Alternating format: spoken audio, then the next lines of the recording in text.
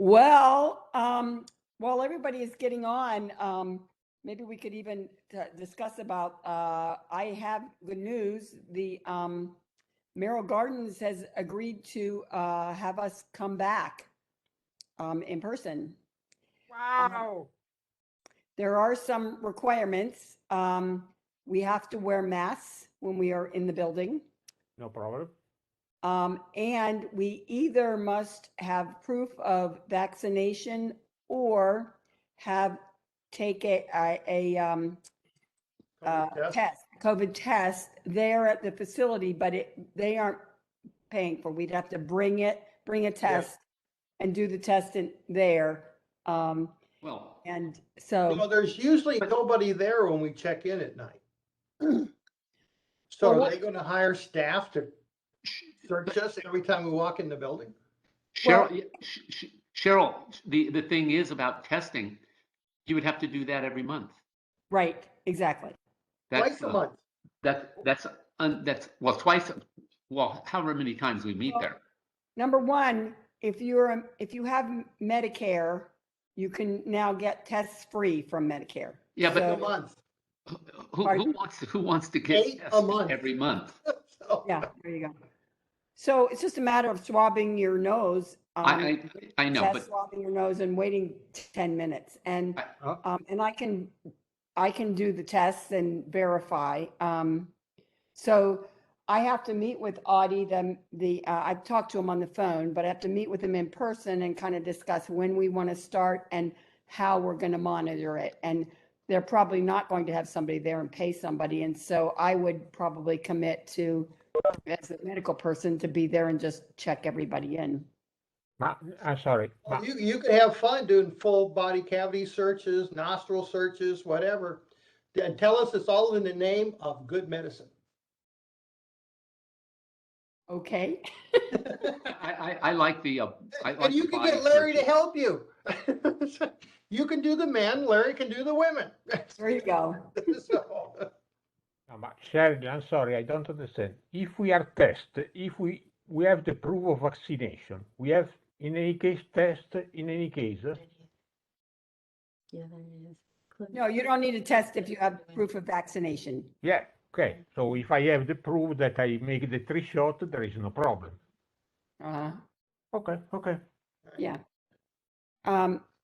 So if you've been COVID vaccinated, and that's something I have to figure out with him, is that like you've had 2 shots and a booster, or just 2 shots and no booster, or what is well, now that there's a second booster, so there's 4 shots now. Yeah. Exactly. So I don't know all the details yet. Okay. So before I went and met with him, you had a face-to-face where we worked this out. I wanted to try and get back with him about what our start date with that. Well, does that sound okay? You're breaking out. Why don't you turn your video off?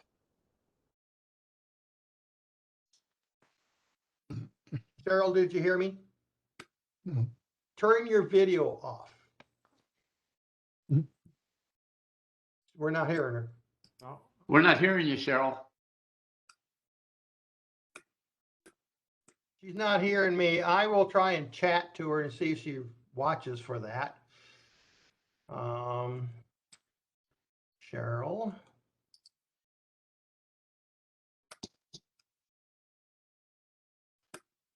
Just send her a message, turn your video off. Check your chat.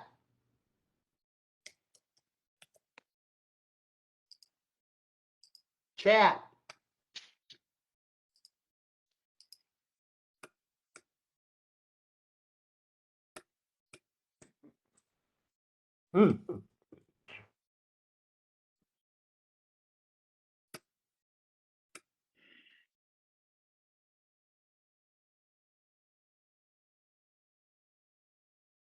Right now, someone is ST. Okay, Cheryl, can you hear us? Cheryl? Hello? No. She can't hear us. Could be that is hearing we are not able to listen her. Well, I turned her off. Ah, I okay. discovered that's a new feature, Jim. What's that? If you go to a person's video block, up in the right corner, there's three little dots, the ellipsis. Uh-huh. If you click on that, one of the options is to terminate their video. Right. You have to used be to the, be you have that. to be the, you have to be the host. Yeah, well, probably, but Right. sometimes you're the host and Because- Cheryl wasn't getting my message. I think she logged off. Right. She's Yeah, gone. because I just went to those ellipses and it turned off, the participant is not an option. I did Turn it- off the I- video, yeah. Turn off the video, I'm sorry. It's not an What it option. was for me as host, so. Yeah, well, I did it, I looked on you and the same thing with Flavio, so you've got to be the host to do that, I'm pretty sure. I mean, you wouldn't want participants turning each other off. No. Why not? It's a war. There are times. Yeah, yeah. So,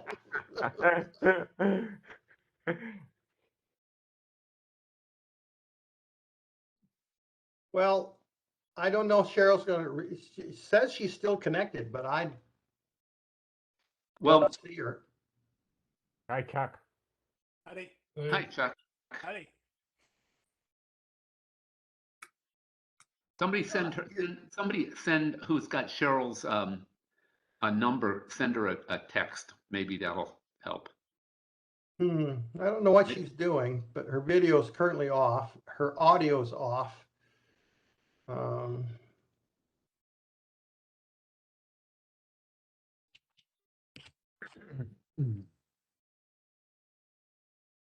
Let me see if I got her.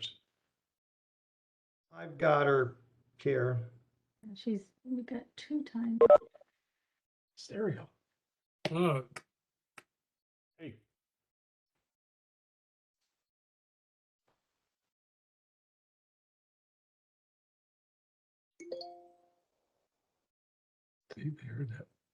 Yeah, I only have her email, so I can't send her a text. I just asked her to log out, restart without You can't- video. Yeah, you can't terminate her, knock her off. Well, I can evict her. Yeah. In fact, she's connected twice now. I have 2 screens for her. See. Oh, yeah, I see him too. So Alan, anyways, if we're gonna go back into Merrill Gardens, which I'm not sure I'm 100% happy about, we need to get in there and get the computer and the projector out. I have So we- those. Who has them? I have them.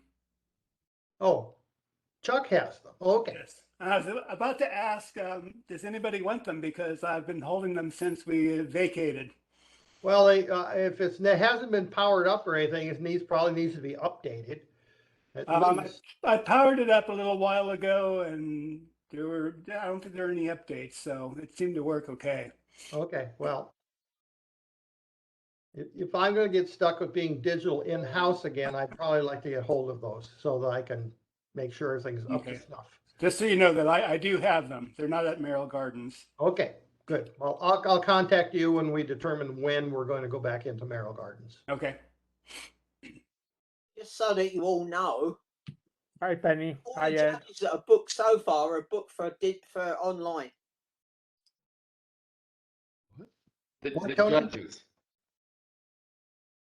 All the judges that are booked so far are booked for online. Right. Yeah. Oh, Yeah, we need to take that in consideration. Yeah. yeah, some of them might not be able to make it. Now, maybe we can start having program meetings there. Phase in, program meetings there, competitions virtual. I like that Yeah. idea. Yeah, that's- Why? And a says we can transition. Tony, how many judges do you have booked till the end of the year? Well, currently there's this month and next month. So we could resume maybe in the fall. But I Maybe, yeah. told Cheryl that we need to have a board meeting because we're going to have to go back to the old competition rules if we're going to allow prints and slides and Wait, ma, I think there's a lot of us that don't really want to go back there. Yeah, but there are ones that, I mean, I think we'll have I think a lot of the people we don't see at the meetings are people that used to do prints. I'm sorry, why we don't continue? So we go to the Merrill Garden and the judges stay at home and they connect with us with the computer in the virtual way. So why not? Well, one, we have no control over Merrill Gardens internet connection. Two, we could still do digital that way, but the judge isn't going to see the hard prints. That's why we Wait, need to set a date in the future. but wait, we will make a print competition this year if we come back to the Merrill, or for at least for this year we continue only with the two digital competition and that's all. And eventually we restart with the print next year. It's something that we can think. Yeah, there's a lot of options there to be discussed. Mm-hmm. I mean, No, well, the obviously, internet- we could put up a camera and take a picture of the prints and then broadcast them to the judge. No, well, That one is probably not going to work most of the time. No, yeah. Also because the That'd be pretty bad. the print has to be Tony seen. has a problem getting judges from out of the area to come here and judge sight unseen Mm-hmm. 60 images for $50. Well, gas prices have gone up, and Yep. you know that's not even going to cover their gas probably. It's going to cost you $20 or $30 just to come from close by, you know. Santa Barbara. I mean, so how far is Los Alamos? 16 miles? Something like that. So Depends I mean, where you live, but yeah, well, yeah, but I'm saying from Los Alamos, where Cam right. lives, that's about 20 miles from Merrill Gardens, maybe 25. You know, and if you're getting 25 miles to the gallon, that's 2 gallons of gas. That's costing you $10. You know, you see what I'm saying? Oh, That's time. No, question. And plus time and all of that, sure. And So- we put them on the spot to do judging instantaneously, no review.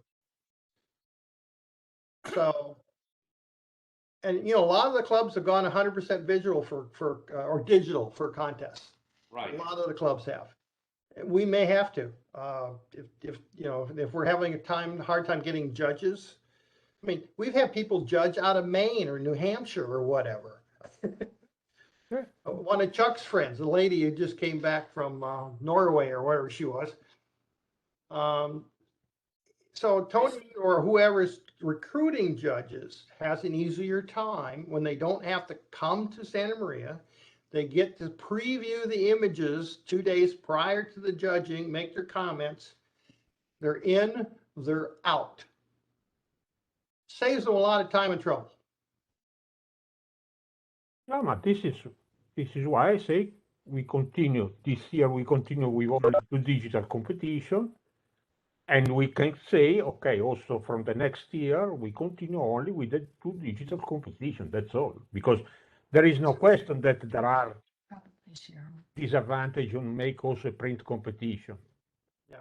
And the judge is a very good point of the story, because really with the print the judge cannot judge by computer the print you have to see in front of you.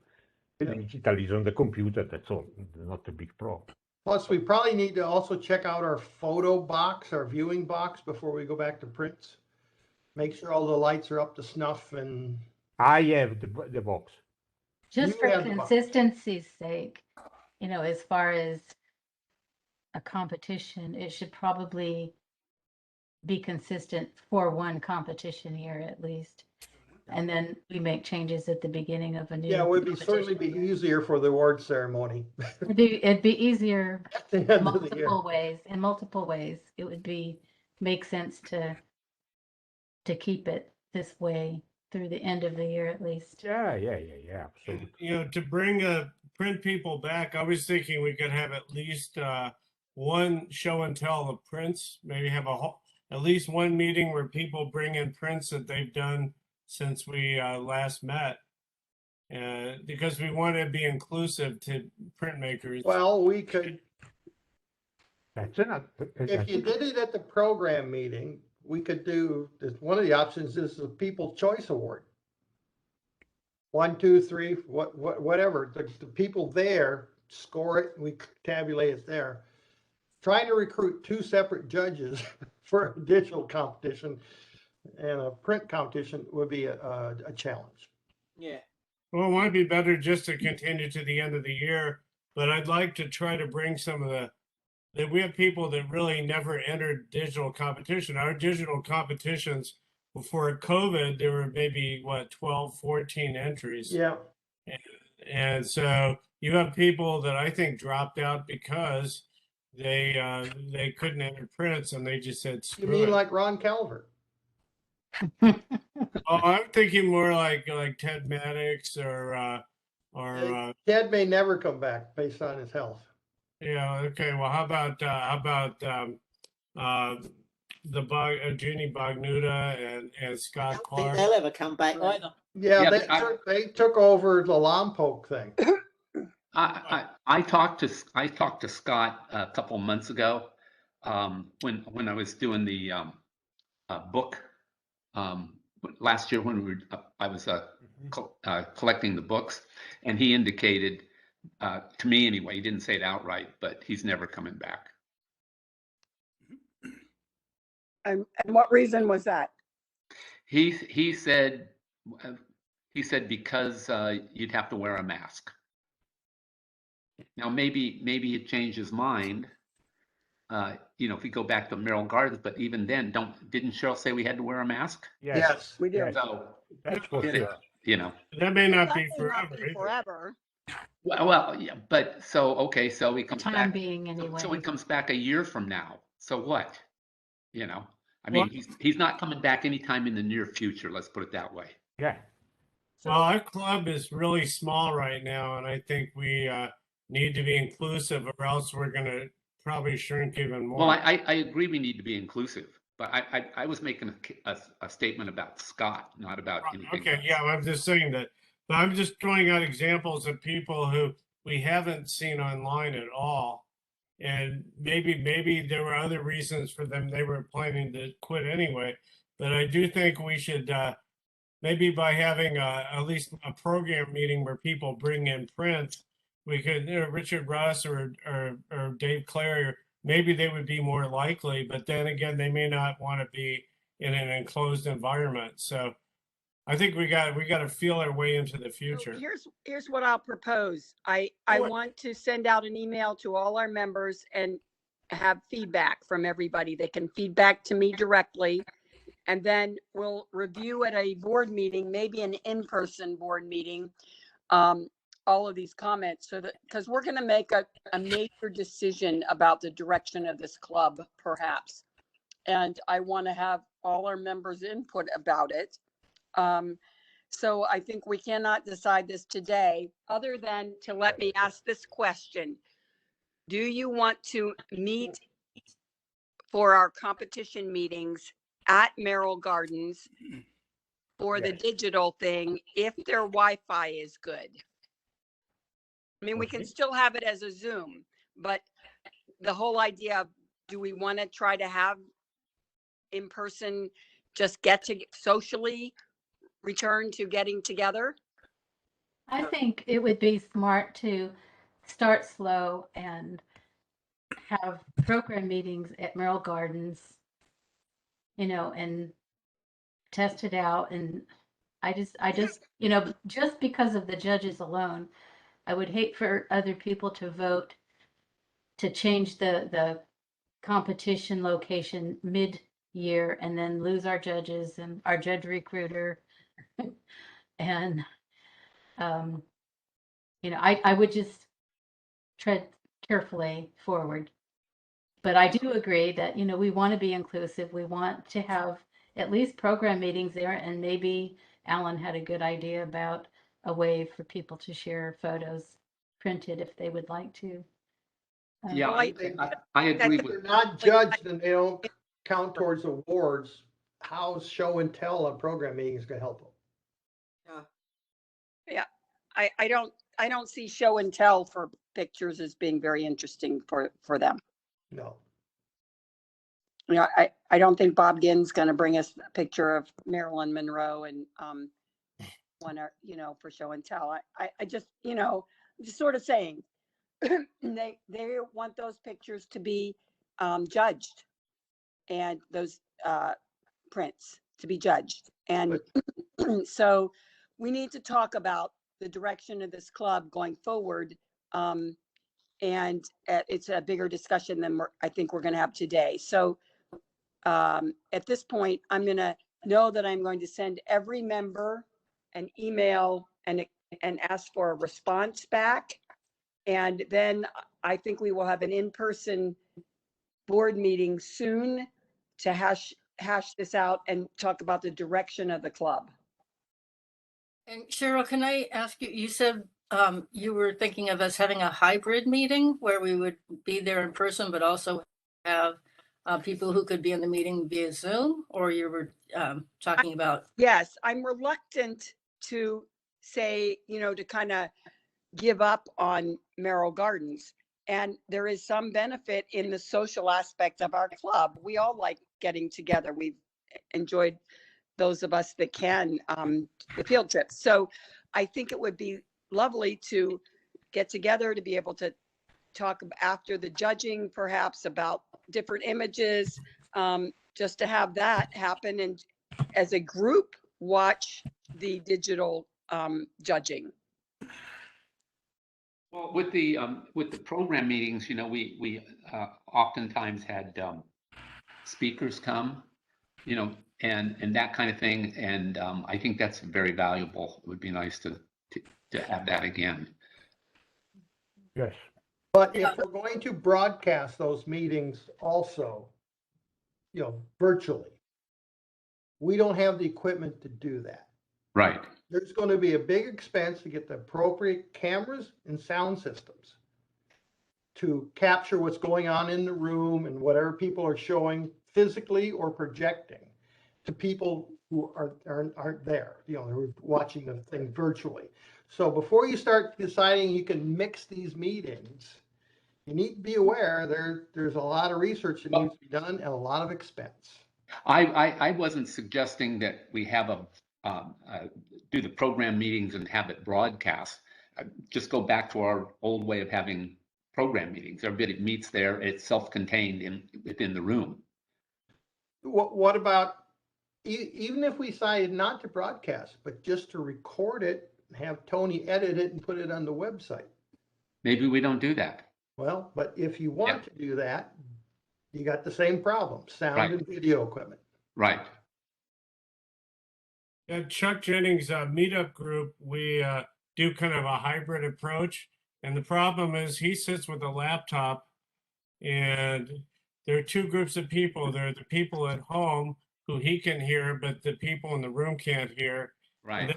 The people in the room, but they can't hear the people who are online. So it becomes two groups of people. So a lot of times it's like, what did they just say? Or, you know, it's a little bit awkward. There, I just heard about a technology called the owl, which I guess there's an owl that people in the room, it moves around and it has really good capacity to pick up people who are talking and to videotape them at the same time. But I've never seen it in practice, and that wouldn't take care of the problems of the people that you would see on the laptop. So there would have to be a different speaker system for that, I guess. But maybe that's something to look at. But there's software costs and hardware costs to do that, I'm sure. Yeah. And hopefully, you know, and there's only 28 members in the club, and I last time I heard we had something like $2,400, give or take. You know, you're gonna blow it. You know. hopefully this is going to be a temporary problem. Right. You know, But so why don't we move on and you know, let the board and do what Cheryl said, send out information. Okay, that's Sorry what we'll, about that. Yep, that's the game plan. Got to start somewhere. Yeah. Yep. Sounds good. Certainly does. Are you still there, Cheryl? I am still here. Go on with the meeting. Expect to get an email. Okay.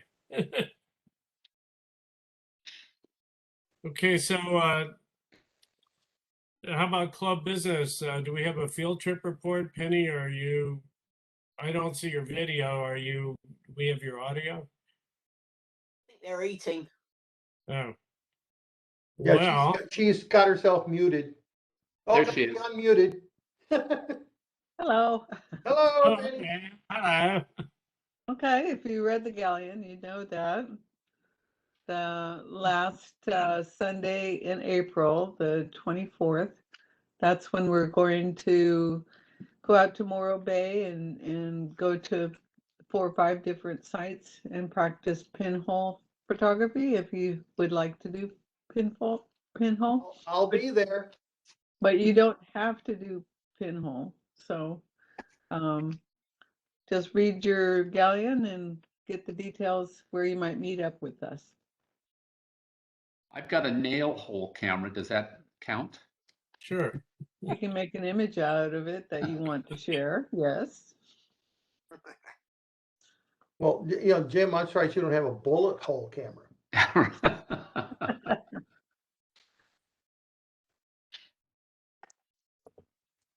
So that's it. Just that one. Yep, that's all. I haven't looked into So May far, yet. yeah. I'd just like to add, I just blew a bunch of money and bought something called a Lens Baby Obscura, which is a kind of a fancy pinhole thing with $250 at B&H, and it's got a piece of glass so I can put it on a digital camera without getting dirt on the sensor. So I'm gonna bring that. Sounds I haven't great. got it yet. Well, yeah, you have to see Tony's pinhole camera box with 25 images. Yeah.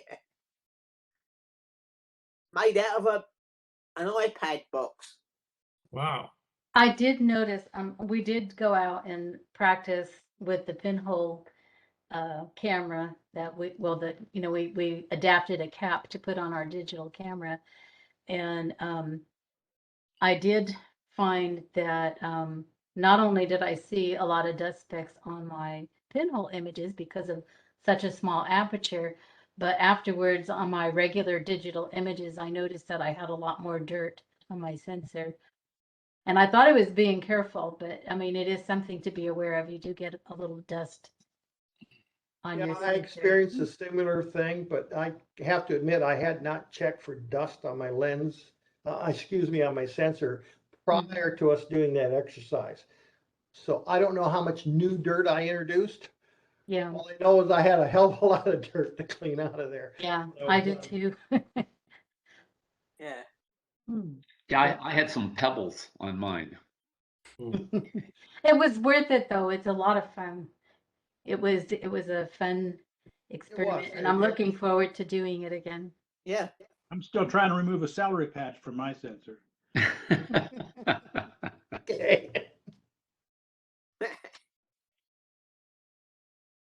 Yes.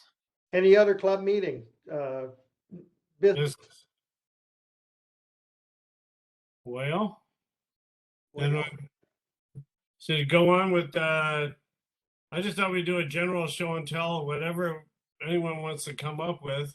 And I was thinking maybe Tony wanted to show some pinhole stuff since he just sent out an email with pinhole information.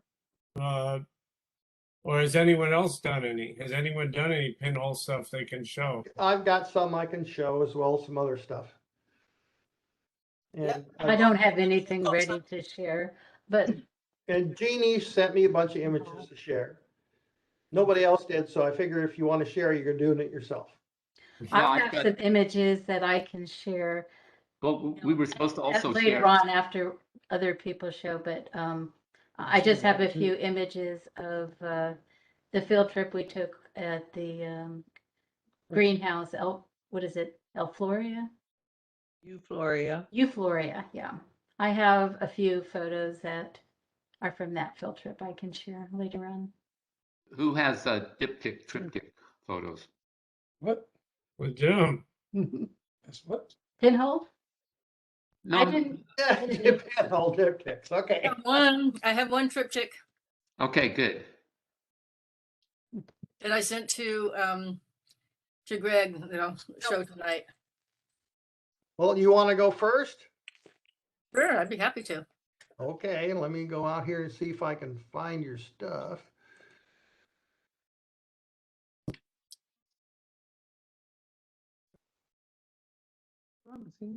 Genie.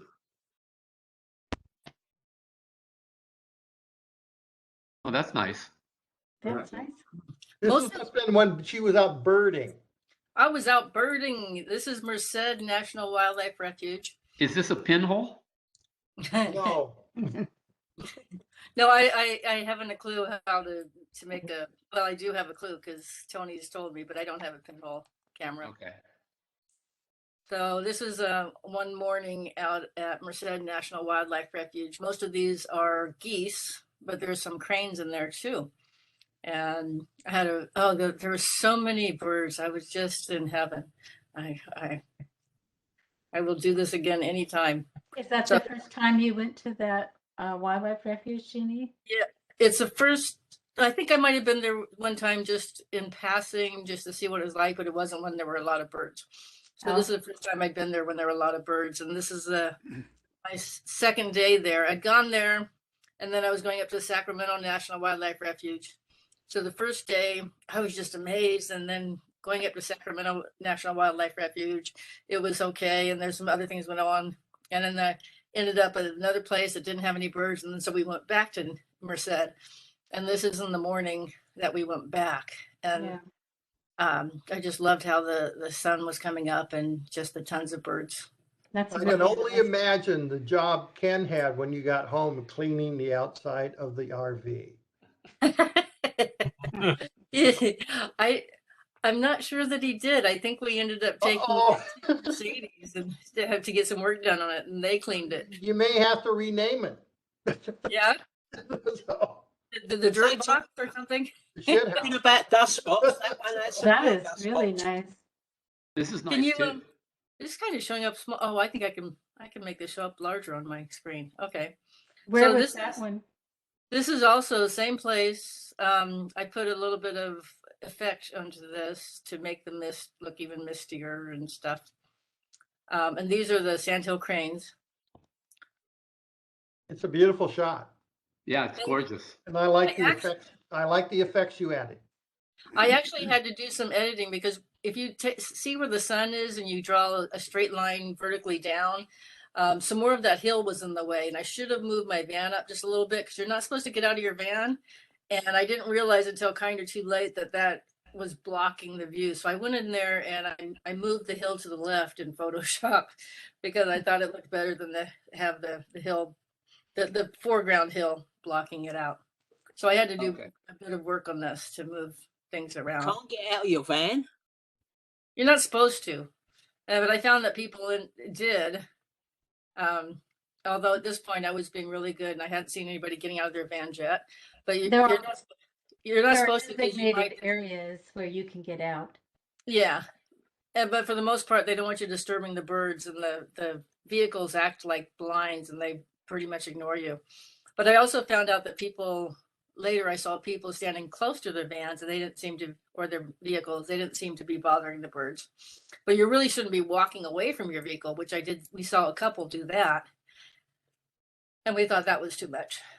But yeah. As long as they didn't have a shotgun in their hands, yeah.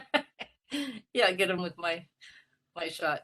So this is the same general area at Merced, and just the cranes. I was really happy to find some cranes actually in the foreground. A lot of times seemed like they were farther away. Are they migrating? This is where they overwinter, Okay. and so they hadn't left yet. They stay until probably close to the end of March, I think. Or maybe it's end of February. When did I go there? When was our trip? Penny, when were we in Yosemite, Penny? February. So I guess maybe they stay to the end of February. They might stay around a little bit in March too. I'm not sure.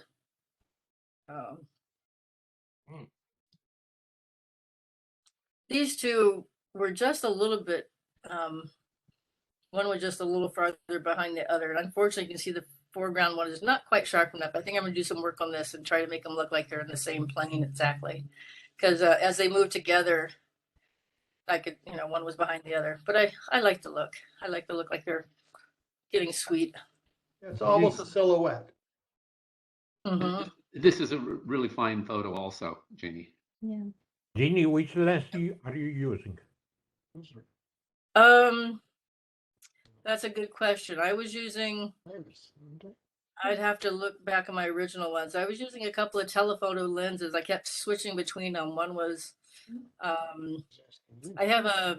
was using my Olympus, so it's a 4/3, and I was switching between the 75 200. No, the 75. What was it?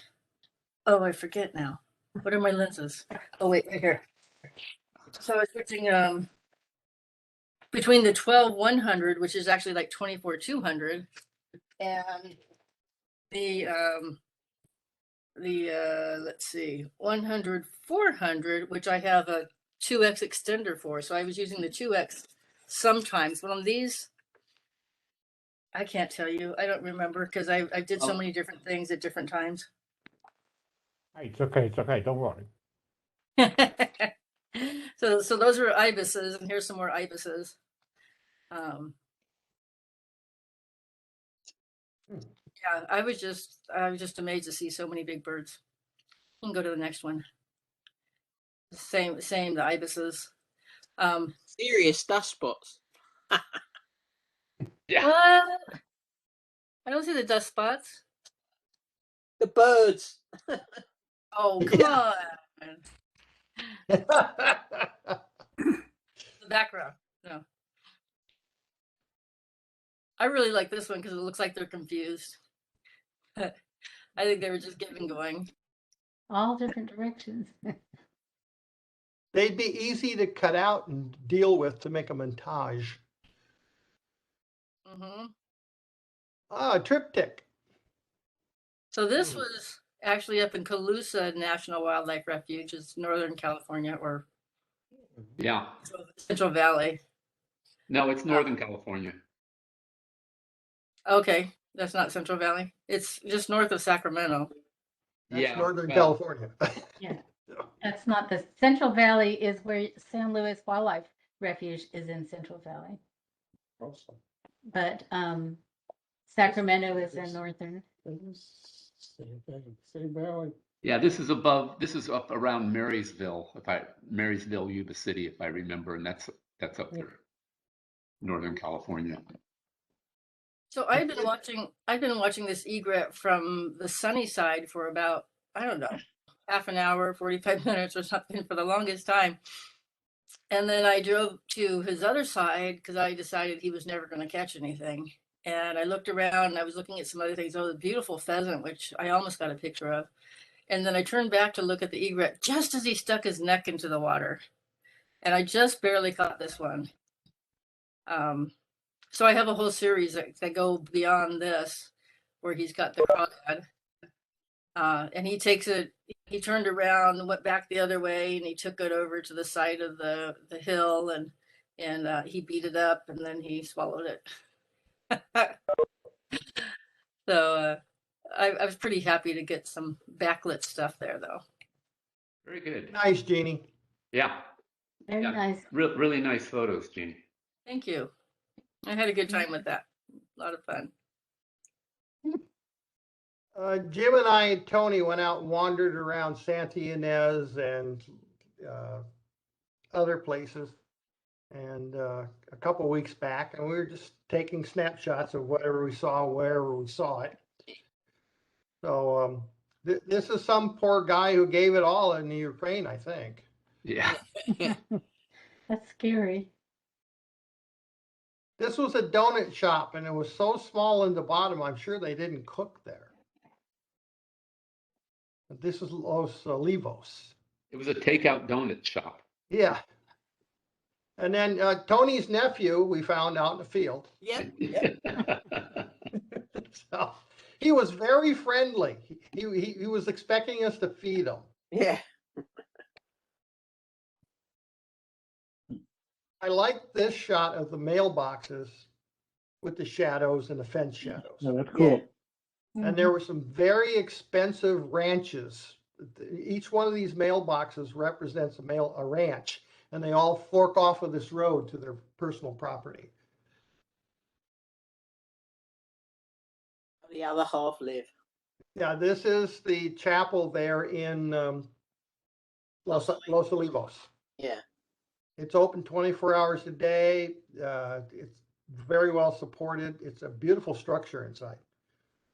Just this is a pinhole shot. This is one of my first pinholes. It's my fireplace, gas fireplace at night.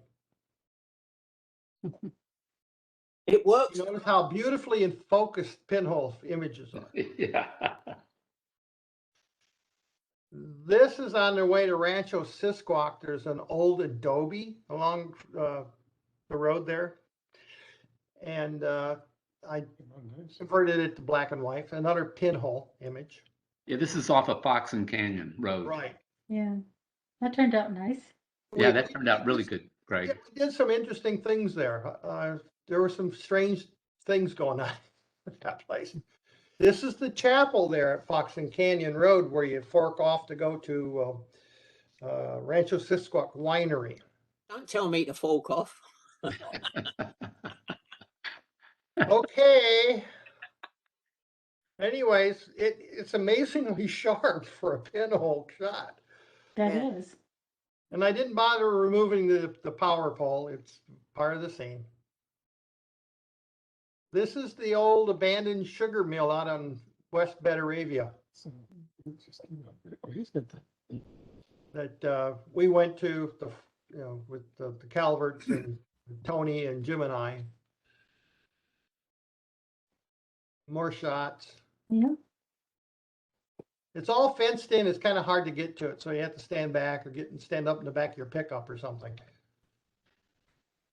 And the sun was streaming straight into my pinhole, so all that solar flare, all those colors are from the sun streaming. I like that. Yeah. It was Very pretty- cool. It's kind of prisming as it does it. Yeah, so.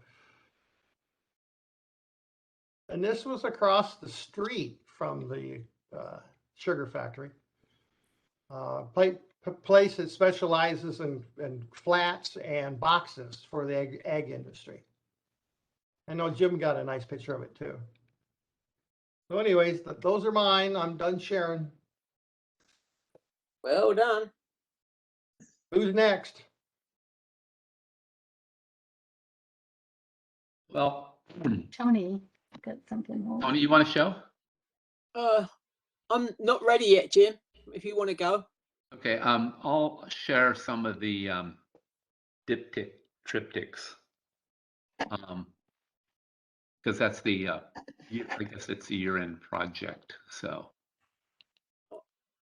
Let me get some of this out of the way.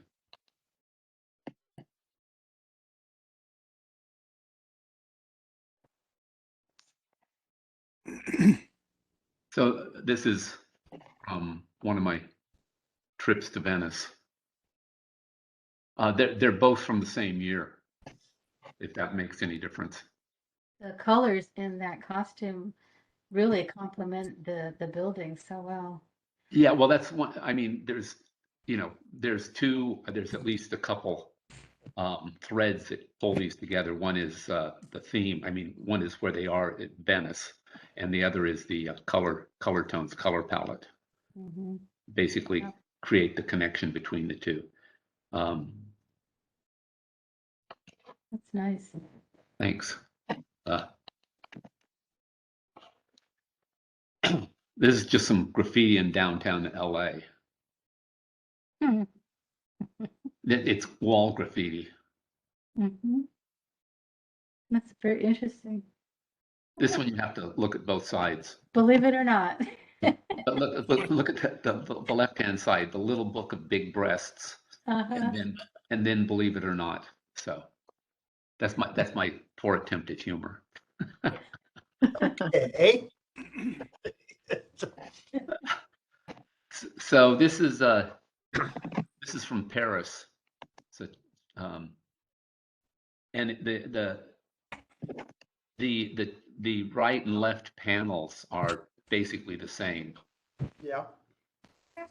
Not basically the same, they are the same. That works. I don't know if I showed this one before or not, but this is my friend Tammy. It's in her house. We made this. I did several sessions with her in her house. And You need to hire a plasterer. yeah, well, this house was built in 1909, something like that. And this is a downstairs room. It's a 2-floor house, and she and her boyfriend live basically on the 2nd floor, and they've got everything else is storage downstairs. So the plaster is actually pretty effective for photographs. Yeah. You know, it makes not a nice backdrop. Here's another one from Venice. My I trip. wanted to, can I comment on your last photos? Your Sure. last triptych? This one? Yeah. So I think maybe we said this before when you brought it up before, but it looks like her hair has made the plaster, made the plaster better. In the second, because in the one on the left, you see all the boards. And Oh, then yeah, it's just that she's she's in the same, actually, she's in the same, almost the same place. And it's just the way that I framed it, I guess. It's hard to tell that, but you can see the window over here. It's only one window. And Right. so, you know, I'm not sure exactly how that happened, but It looks like you patched it out. yeah, I know, but I didn't. Solid. Yeah. Yeah. So I use the same, obviously, over here, the same performer. And then this is the Grand Canal, just like the first one. It's just a different angle on it and different process to give it the blue cast. This is, you can see from the bottom, W. Eugene Smith. Now, I think I sent the video out to everybody on Smith. I'm sorry about that. Sorry. Hang on a second. Sorry about that. I should have it turned off, I guess. Anyway, so on the video, the guy who put the video together, this isn't a Smith diptych. He just put these two images together for the video. But I think it makes a really nice diptych. You've got the same, you know, you've got a definite tie between the two halves. Right. This is just something I found on the Eye of Photography, the magazine. I was looking through it yesterday, and I thought this is pretty cool. And this is something I did in Slovenia when I was there a couple years ago. What's that? Sex titch?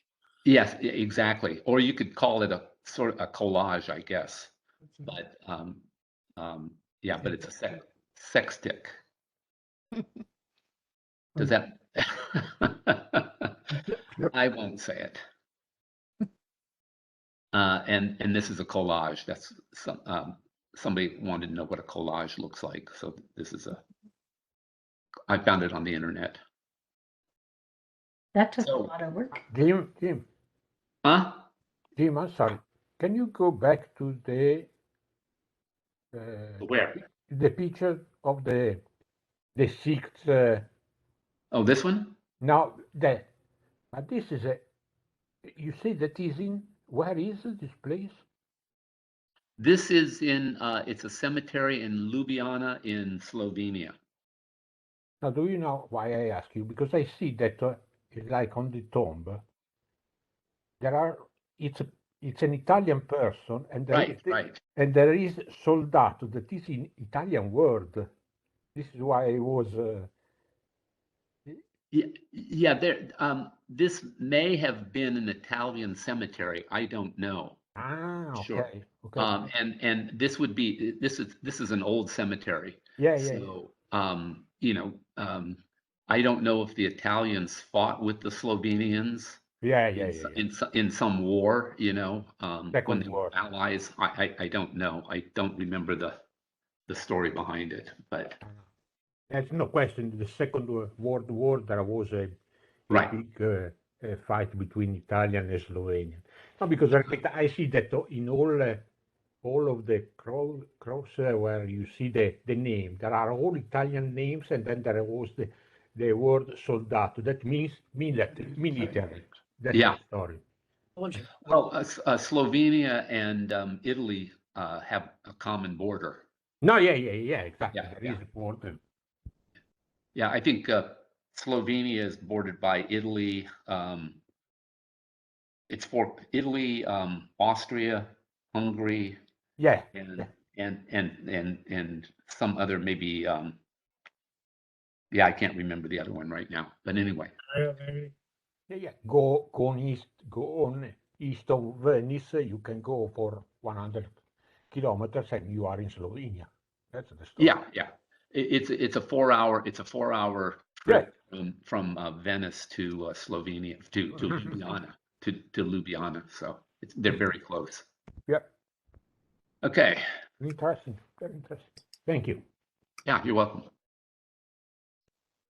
I also like the one you had of the person walking in front of the door. I thought that was pretty cool. That it's like a passage of time. You can say she wasn't there. She was there. She was gone. Oh yeah. That was good. I like that one, Jim. Yeah. Thanks. All right. Need to start working on that. Well, I'll go ahead and try sharing. Ed and I have a few.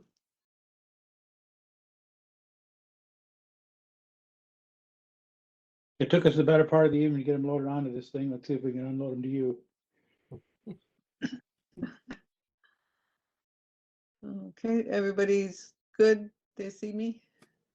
Yes. Okay. So let's go to those. Well, we'll start with Ed. Oh. Okay. Are you seeing trees? Oh, yeah, that's Yeah. lovely. The reflections, the really darks and the really brights, very well balanced.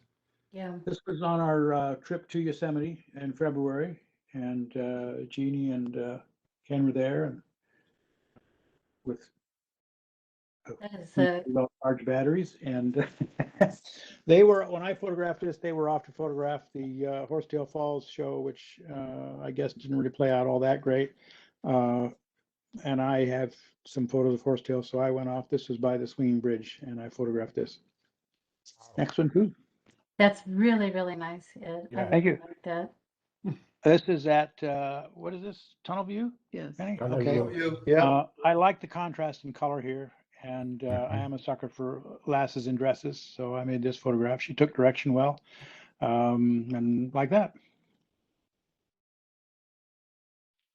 This is from Euphoria. I think, as I recall, I did some focus stacking on this, and turned out fairly well. I do like focus stacking for the flowers. I like the tree. That's really nice. Yeah, I thought they were really cool. It's like a big softbox in there. And so the photography, it's ideal light for the flowers, for photographing the flowers. The light is, matches the subject, and it's really nice. I've always come away with at least one photograph there that I'm real pleased with, and this is the one from this last time. Did you flash or not? No flash. This is No all the ambient light there that was there. I don't really Okay. care for the look of flash. This was from our last trip to Arizona. We just got back on Friday, I think it was. This is the Gallows area of the Tombstone Courthouse. Thank you, Penny. And so, it's got some storytelling there and perspective of perhaps a prisoner waiting for his last walk. Do they still hang people there? Yes, I had trouble getting out alive. Photographer. Oh, wow. Yeah, mostly they hang photographers, and they sell the camera gear to pay for the costs of the ceremonies, and they charge $2 to get in for people that want to see. I got in, got out. We found some guy with a schnauzer, and they hung him. This is from Arizona also, one of the deserts we're in. It's I've got some others that I like. I need to work them up a little bit better. That's really nice, Ed. Yeah, I think it has nice balance, and I like the perspective. The clouds, of course, make it. We were very fortunate. We had a couple of days of some clouds. We got some rain while we were there, but clouds really, I mean, they give dimension to the sky. Just a straight blue sky on a lot of photos is, quite often doesn't really work that well. So we were lucky to have the clouds there. When we went with the camera club to the Palouse, we were very lucky. We were there for a week. It started out totally gray skies, drizzling, misting, rain, and then gradually over the course of the week, we got occasional sunshine, and then pieces of light, and then scattered clouds, and then blue skies. So we had the gamut there, and it was really nice for that trip. But this worked out well for this photo. I was, this was quite a few years ago. I was up in Wyoming. I was up in Yellowstone. And when I was driving, I noticed I'd start off in the morning, and about 10 o'clock, you'd see some puffy white clouds. And then at 11 o'clock, those puffy white clouds were larger. And then at noon, they were even larger. I mean, they just expanded throughout the day. Yeah, where was this now? This was in Wyoming. Yeah. Well, Colorado does that too sometimes, some parts of Colorado. Yeah. And yeah, it's very cool. We saw a lot of cactus, and I had, it was, the biggest challenge with these was getting the color balance to my liking, the general color and specific color balance. I think the cactus are actually a little more yellow or orange than what's portrayed here, but it just didn't look right that way. And so I altered a little bit to get a little more pizzazz with it. I think the colors look pretty natural. I mean, yeah, they do. That's what I'm saying. I think, and I think get the cactus does to look too. natural. A specific color balance for the overall image frequently didn't work. I mean, a lot of times it did, but sometimes it didn't, and I had to fuss around with parts of it to get it to look like what I remembered. It's not only that, but it's the fact that you didn't oversaturate these. No, I don't generally care for the oversaturated look. I generally prefer a more natural, believable appearance to my landscapes. Right. But if these had even a little more saturation, they wouldn't have looked as good, I think. I don't think so. No. Yeah. No, I don't think so. This is at Joshua Tree. We were on a trail there along the desert, and I got a double halo from the sun, which just goes to show that Einstein's theory is correct, and you have huge gravitational objects and they bend the light, so it appears that we have two suns. I could be making some of this up. I think you're making a lot of it up. Yeah, I'm not making up the part about Einstein. He did predict that we would get double images of things behind black holes, and in fact, we did. Well, gravity does bend light, but there's not enough gravity of that tree to bend the light. No, I don't think so. Well, no, it's really the gravity of the situation, Jim. Yeah. That's really what was the issue here. I went back to make this photo. I'd made it without a tripod at first, and then I was walking along trying to think, I think there's more potential there than what I really went. So I went back with a tripod, and I did some HDR stuff. I didn't like the HDR, but one of the exposures from the HDR I was able to work with and get this. So I'm pleased with it. It has a nice, simple structure to it. This is from my Arizona trip also. I don't know what kind of lizard it was. Is it a Gila monster? No, it's a spiny iguana. Oh, yeah. A I knew spiny that. iguana. I was just testing Penny, see if she remembered. That's And he a thinks spiny he's pig. hiding. Yeah, he's cool though. Yeah. Yeah. I like the diagonal line. I like his tail and the similarity of texture of him and the rock and similar of the colors. It just seemed to work. It's the kind of stuff I like. So there we go. Well, how good was he for dinner? He wasn't bad. There Is He the didn't were, eat other much. white meat? well, it's hard to say. We had a lot of people for the event, and so nobody really got very much. Okay. Oh, that's duplicate. I guess that's it. I don't know why we have two of those. Okay. I think we saw them all though. Yep. There might have been one missing. I don't know, but it doesn't matter. All right, Penny's got some too. She's going to make them come up. My favorite, Ed, was the river shot in Yosemite. Yeah, that's a real stunner. I'm real pleased with that. Yeah. Thank you. There's a lot of good ones there, but I like that too. This is a shot of Jeannie and Ken that I really liked. So I thought I'd start out my Yosemite in February. They give the impression that they're getting along okay. And you sent me a card with that. Really appreciate Yeah, I that. did. We were Yeah. trying to think of where we were standing when you took that. You were standing on the ground Right, in front of a river or behind. In front of a fence. in front of a fence, yeah, and out of the snow at Yosemite.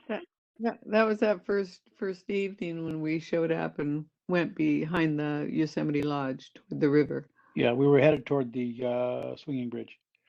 Oh, okay. Okay. I'll tell Ken. He wanted to know too. This is from the swinging bridge, looking at the Merced. Quick I and took a easy, bunch but of them not like a this, leaf. and I didn't like any of them. This is real nice, Penny. And it looks like snow, but it's actually just the sand. Yeah. This is some ice detail from along the shore. Looks like a bull. Oh yeah, I was thinking of buffalo. Buffalo. Yeah. Or Good leaping capture. fox or something, but yeah, it's cool. Good eye to see that. Yeah. Yeah, I thought it looked like an animal too. I taught Penny everything I know, and I still don't know anything. There's looking over at Yosemite Falls from Nice. the swinging bridge area. I like I the wood at the bottom left corner. You know, it adds some foreground interest. Yeah, and I like the guy in there that gives perspective. Yeah. He's cool too. I think without those two elements, it's just plop. There's another picture of the falls. Yeah. Yep. It's a gal. Or whatever. You can tell by the hips. Yeah. And there's another shot with the reflection in the Merced.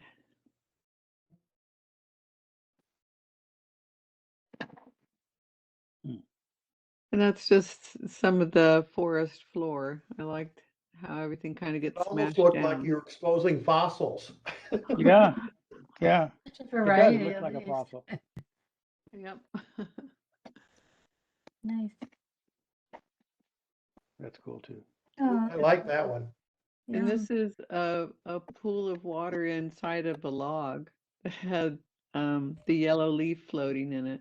And some of the leaves have fallen down into under the water too. Yeah, that's nice. That's Oh, very, that's very surface tension. interesting, Penny. Very nice. Mhm. That's what happens when you go out in the middle of the day. You got to look at small stuff. Yeah. The other thing about Yosemite is we've seen the grand views so often that a lot of times the small things are more refreshing images. I agree. And here's a shot of the chapel in the background, Yep. looking across the Merced at that.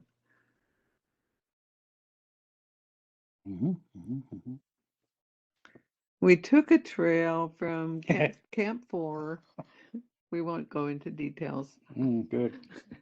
But we went from Camp 4 at the valley floor and then up the Upper Falls Trail a couple miles, or maybe it was a mile and a half up, but it was pretty much straight up and then come back straight down. So we That's- took a while. But I like the view of the Upper Falls because you see that pile up of the ice from from the falls. Okay, there, never mind. Yeah, I like the color too, so I Yeah, provide you with both. that's a real nice view of it. Your reward for that effort.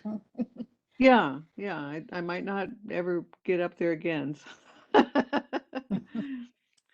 And this is end of day, the Alpine light on Half Dome reflected in the Merced. Nice. That's my finale. Oh, So let's see, we go to WebEx. Very nice, Pauls. Yeah. thank you, thank you. And stop sharing. There we go. It worked. Yay. How about that? Got somebody's Well, getting ready. Thank you. I've got some pinholes I took. I'll share so you can just see how wonderful pinhole photography is. Oh, let's see. This was, what was the name of that place? Garvey? Yeah, Garvey or something like that. Yeah. Gary, isn't it? Gary. Gary. Okay. Yeah. Gary, tell him I don't know him. And this is a crop sensor camera with pinhole. And once again, you know, the pinholes aren't sharp, but they have infinite depth of field. So this flower in the foreground is equally as sharp as everything in the background, or equally as unsharp. Yeah. Yeah, everything's blurry from 2 inches to infinity. Yep. Well, closer than there's- 2 inches, actually. Yeah, there's a, But you can see the difference between Greg's got a full-size sensor camera, and I've only got a crop sensor camera, so his is sharper than mine. Yeah. This one's very noisy, Tony. Yeah. I think it's Well, six- wait a minute. It keeps on my screen. It's switching back between noisy and non-noisy. must be a feature of WebEx. There's the happy photographers playing with their pinhole. Penny. Well, you know why they were so happy? They Why? had a whole bunch of wine at Rancho Sisquoc. Yeah. This was before we went to Rancho Sisquoc. I know, but we had The we had anticipation. it to go to, so we were happy. Yeah. But yeah. Yeah, that's cool.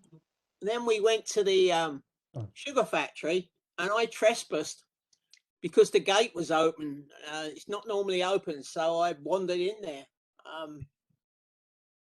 But yeah, I like the way the railway tracks take it. Yeah, I like Yeah, that. that's Yeah, great. That's that's very nice. good. That looked too sharp to be pinhole. Was that pinhole? No, this isn't pinhole. No, I put an ordinary lens on for this. Okay. But yeah, I've never seen round that side of it before. I love the shadows from the, Yeah. above that hut thing, and That's very cool. there's this God knows what it was, but Good night. yeah, pretty cool. But I liked it when I got up close to the pit, the inspection pit, I guess, for the train. That's cool. Yeah. Mhm. So I could Don't fall probably in. I could probably take some off the left. There you go.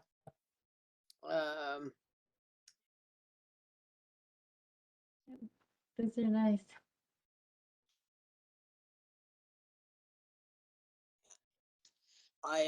If I can find the pictures, I'll show you my homemade pinhole.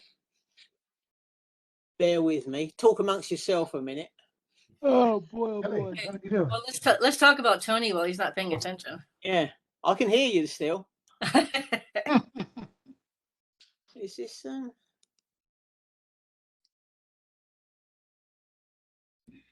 open? So, just a second. Penny and I are leaving Friday for a jazz festival at Three Rivers. Nice. And I get to use a camera that I bought for jazz festivals that has been sitting around doing other things for 2 years because COVID came along and closed all the venues down. And they're really, really dark. Some of them, a lot of them are really dark. You go on the internet and search for low light photography, you're gonna find out those people don't have a clue what low light is compared to these venues. So I bought the Canon R5, which I'm real happy with. And it's got a couple stops more light that it can do and still look pretty clean. So I bought the camera, and then COVID came along and shut down all the festivals. So 2 years later, I'm going to be able to try it out at one. Yay. That'd be good. Yeah. That'll be fun. Yeah. Look forward to seeing your photos. Yeah, me too. I I'm love real the happy with the drive camera. from Three Penny's got one. Rivers up into Sequoia. That drive from Three Rivers up into Sequoia is zig, zig for 30 miles. All you do is this. Yeah, we've done it. We've done it. Yeah, we won't bother going in because it's There's a couple of nice snowed in. breweries in Three Rivers, as I remember. Well, good. Birderies? Breweries. Breweries, I craft, don't care about breweries. craft beer. Breweries. What kind of beer do you like best when you go to a craft I'm an IPA drinker, IPA? Yeah. but I've been home brewing with some of my friends in my garage now since last June. And we currently have a bourbon barrel aged porter out there. And this Friday, I've got a brand new IPA coming up, which I'm going to put on tap. So That'd be fun. oh, it's great fun brewing. It's just we have a good time. Brewing and sampling and Well, yeah, you can't make good beer unless you're drinking good beer. yeah. That's hello. the rule.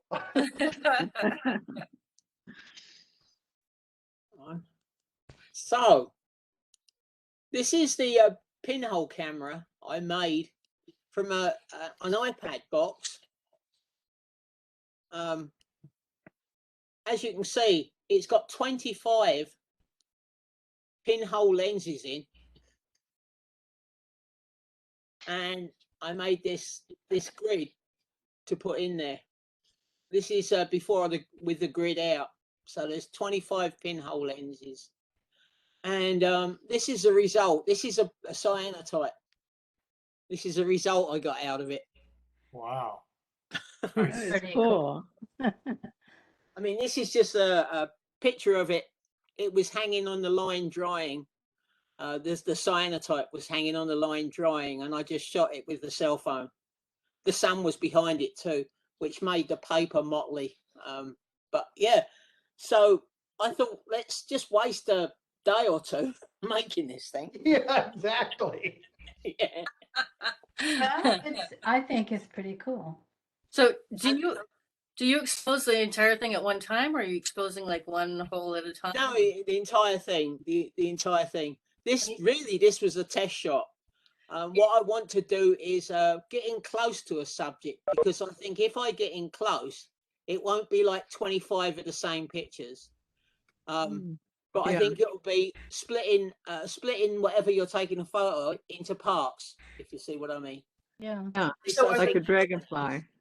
And you can see when you make a pinhole or make a lens with a pinhole, you can see now the different exposures, the different size of the hole you end up with. Yeah. But then, it's art. It's not super sharp photography. It's meant to be art. Yeah. What did you make the dividers out of, Tony?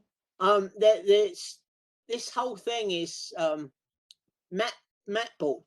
Matte board. Oh, okay. Matte board. And I'll tell you, it really worked out on my math, because I measured the box and I thought I need 5 gaps. So that's 4 of these, and I want them to be as equal as I can get them. And so I ended up with a calculator. Yeah. And the same going the other way. And then, of course, each one of these had to be cut, shall we say, in halfway through where they intersect, so that they would intersect together. Right. And it took me quite a time.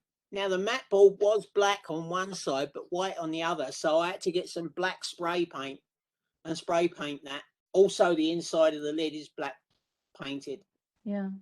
Well, that And, was a very important part of the construction is you had to have that pretty light tight for each Yeah. one of those pinholes. I wondered how you did that. Yeah, well, as you can see, there's an awful lot of tape on it. Yeah. But it was fun. It was fun to make it. The paper or the film, this cyanotype image here, I fished out some paper. I was going to print it onto paper, which would have come out negative. Then I was going to scan the paper negative and invert it in the computer. But all my paper has been there for 10 years and it was fogged. So I had this lith film. Well, lith film is very black and white. It doesn't have great gradation. So I checked the lith film and that wasn't fogged. So I cut the lith film to fit inside the lid of the box. Then you put that on top. And on the other side where the actual pinholes are, I've got another piece of mat board. And I took it out to the garden and I stood it on the table and I just opened it up and I gave it 30 seconds exposure. This was 30-second exposure. Yeah. And the negative. And then, of course, I printed this as a cyanotype. Never But be able to do that on the Very good. digital because all of those little pinholes would be going in at the same time. I don't think it would work. Yeah, I don't know. I mean, You should. what I did do is, let's see if I got it here. Can you see that one? Uh-huh. Black and white one. I tried scanning the negative because I can scan negatives with my flatbed, but it was too big to scan in one piece. So I scanned it in 2 pieces. It was too long, which is why the top's cut off. And I had to scan it in 2 pieces and stitch it together.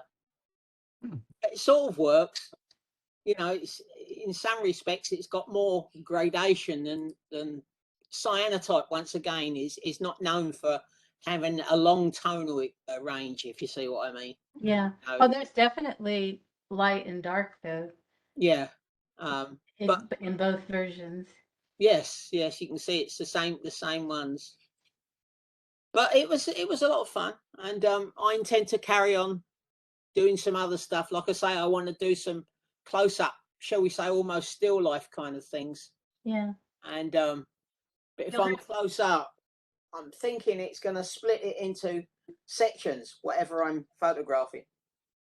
Because being a pinhole, I can be within like half an inch from it.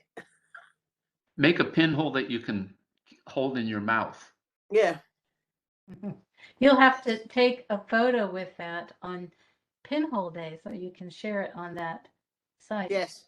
I shall bring it down, loaded with a sheet of film or paper, and I can only take one exposure because I need to unload it and load it in the darkroom. Right. You know, I've got a changing bag, but that's an awful lot of messing around to carry a changing bag and a box of paper or film, and you know. Yeah. But anyway, one exposure. That's just I think fun. I think you could make a cottage industry, making those and selling them on eBay. Yeah. Yes. Right. I'd like to see it from the front. 2 days to make it, and I could sell it for what? 50 cents? I'd like to see it from the front. I think it'd look pretty cool to see all those little pinholes. Yeah. Well, you know. And if you wanted to make a dark room in my camper van while we're out there shooting on the 24th, you could probably do that. You can bring some dark blanket. You can go in there and kind of get inside. Developer all over your van. No, I should bring it with something loading in it, just for the heck of it. But I sent everybody via Greg a sort of a cheat sheet on making, pinholes if anybody's interested in trying it. Yep, I have to make mine still. Yeah. I made several, You? I had a cap, yes, and I put the pinhole in, and with digital, you would be amazed, the sensors are so light sensitive that you need to, when you make yours, make the hole as tiny as you possibly can, because it looks like it's not a very big hole, but if you put the pin all the way through, the hole will be, or it's not even a pin. I had a real fine needle, and if it went all the way through, the hole was too big, and too much light got in. So I Can you thought, can I you had, make two pinholes? no, I just did one pinhole, and the hole was too big, so I have to rip it out and then do it over again with a new piece of metal until I did it several times until I got the pinhole small enough. And the other thing you have to think about is vignetting. You need to make the hole big enough in that cap so Yeah. that it doesn't vignette through that little pinhole.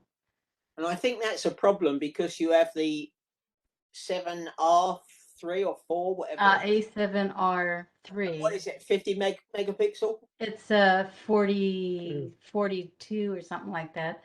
Yeah, Megapixel 42. camera, but it's all the digital cameras are improving on their light sensitivity and increasing the dynamic range, and so that does affect the pinhole image because they're very sensitive to light. So yeah, it was interesting. I was surprised at that little tiny hole. I was at ISO 100, and You didn't have enough stuff. you don't have an f-stop, but I put it down to ISO 100, and my shutter speed was like 1/30 of a second. Which is kind of nice because I could actually see through the camera to compose my image. And you can handhold it as well. Yeah, you can handhold it, and you can actually see through that little tiny hole and compose your image. You could do pinhole movies. Yeah. Oh man, Ed, that's a great idea. Yeah, so yeah, it's anyway, just a little heads up when you're making your pinhole, make the hole very tiny. Well, there's And a then test art it. You can always make it bigger if you need to, but there's an art to making the hole the right size. If you make it too big, it's too blurry, and if you make it too small, you get refraction and it gets blurry again. There's this real sweet spot for the right size of the hole. Yep. It also depends on the lens, I think, The sensor, you mean? Sensor? Well, not just the sensor, but when you make these pinholes, you've got to know the distance from the film or the sensor Yeah. to the hole, and you use some formula to figure out what the diameter of that pinhole is supposed to be. When you buy them online, you have to state your camera model and what you're expecting. Right. Because they're very specific, like camera model. Yeah. They're real precise. Distance and the hole have to be exactly right, or we get Right, exactly. Yeah. I played around with adding extension tubes to see if it made a difference, and it didn't. It didn't make a difference. B&H has a Canon 50 millimeter pinhole cap that you can stick on for $29.99. Oh, but it's fun to make your own. That's the whole thing. And but I Roger can did a suggest you project don't like wait that. till the Your last. definition of fun and mine are completely different. Yeah, my Yeah. definition of fun is buying one for under $30.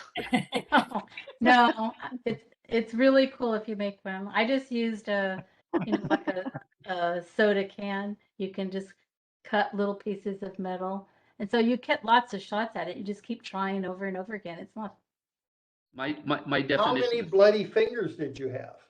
none. Really? That soda can's sharp when you cut it. Yeah, I would go, those little pieces of metal there. Whoa. No, you cut in a circle. No, it wasn't. Shave with them, for crying out loud. I have extra pieces of metal cut in case I needed more. My definition of fun is sitting in a lawn chair, drinking wine in the backyard and watching the gardener mow the lawn. I even made one with the tab. I pulled the tab off the can and I put it on the outside of the cap thinking I needed to put it on the outside so I wouldn't get the vignetting.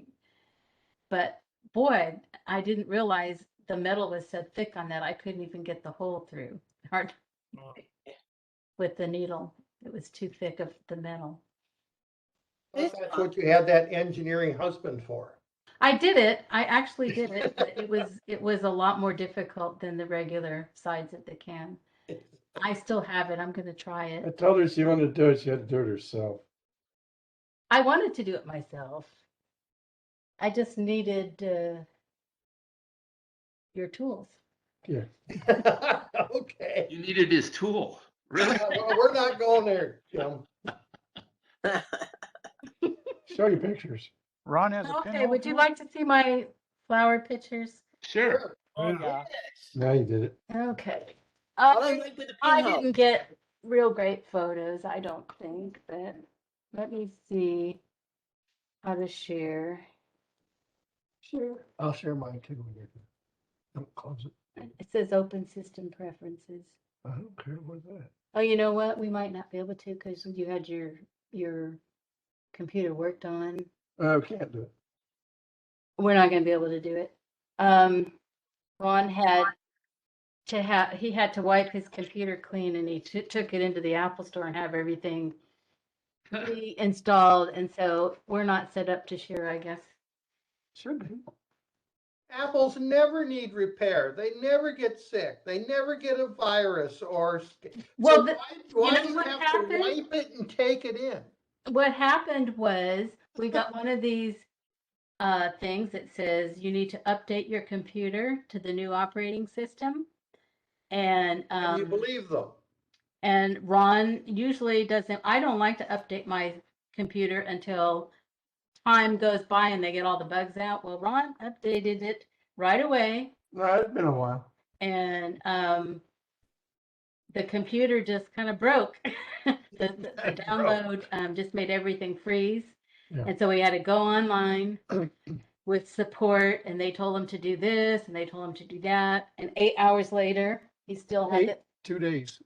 he still had the same problem. So Yeah. a couple days later, they called him back and they told him he needed to take it into the Apple Store. And And they did the same damn thing. That computer was This is an wiped clean and reloaded 5 times, and it still did the same shit. This is an advertisement for having your photos on an external hard drive. They yeah, are. yeah, And don't upgrade to 12.3 yet. yet. There's an Ron, issue with. don't you have a NAS system? I thought you had a NAS system, and Yeah, it does. We have an external now. all your photos are on another hard drive. They're Yeah, Oh yeah, no, not we related didn't to lose the anything. computer. we didn't lose anything on the regular It's drive just a either. big, inconvenience. And Well, it's 12.3.1 out now. Yeah, well, 12.3 has an issue with Mac Minis and hooking up monitors using a USB 3 port. Yeah, It doesn't work. but I don't usually update And then they for quite a while. came out with a new update that was supposed to fix it, and it didn't do anything. well, it didn't. They're up to 12.3 now. 12.3.1. I'm at 10.57. Yeah, me too. Update.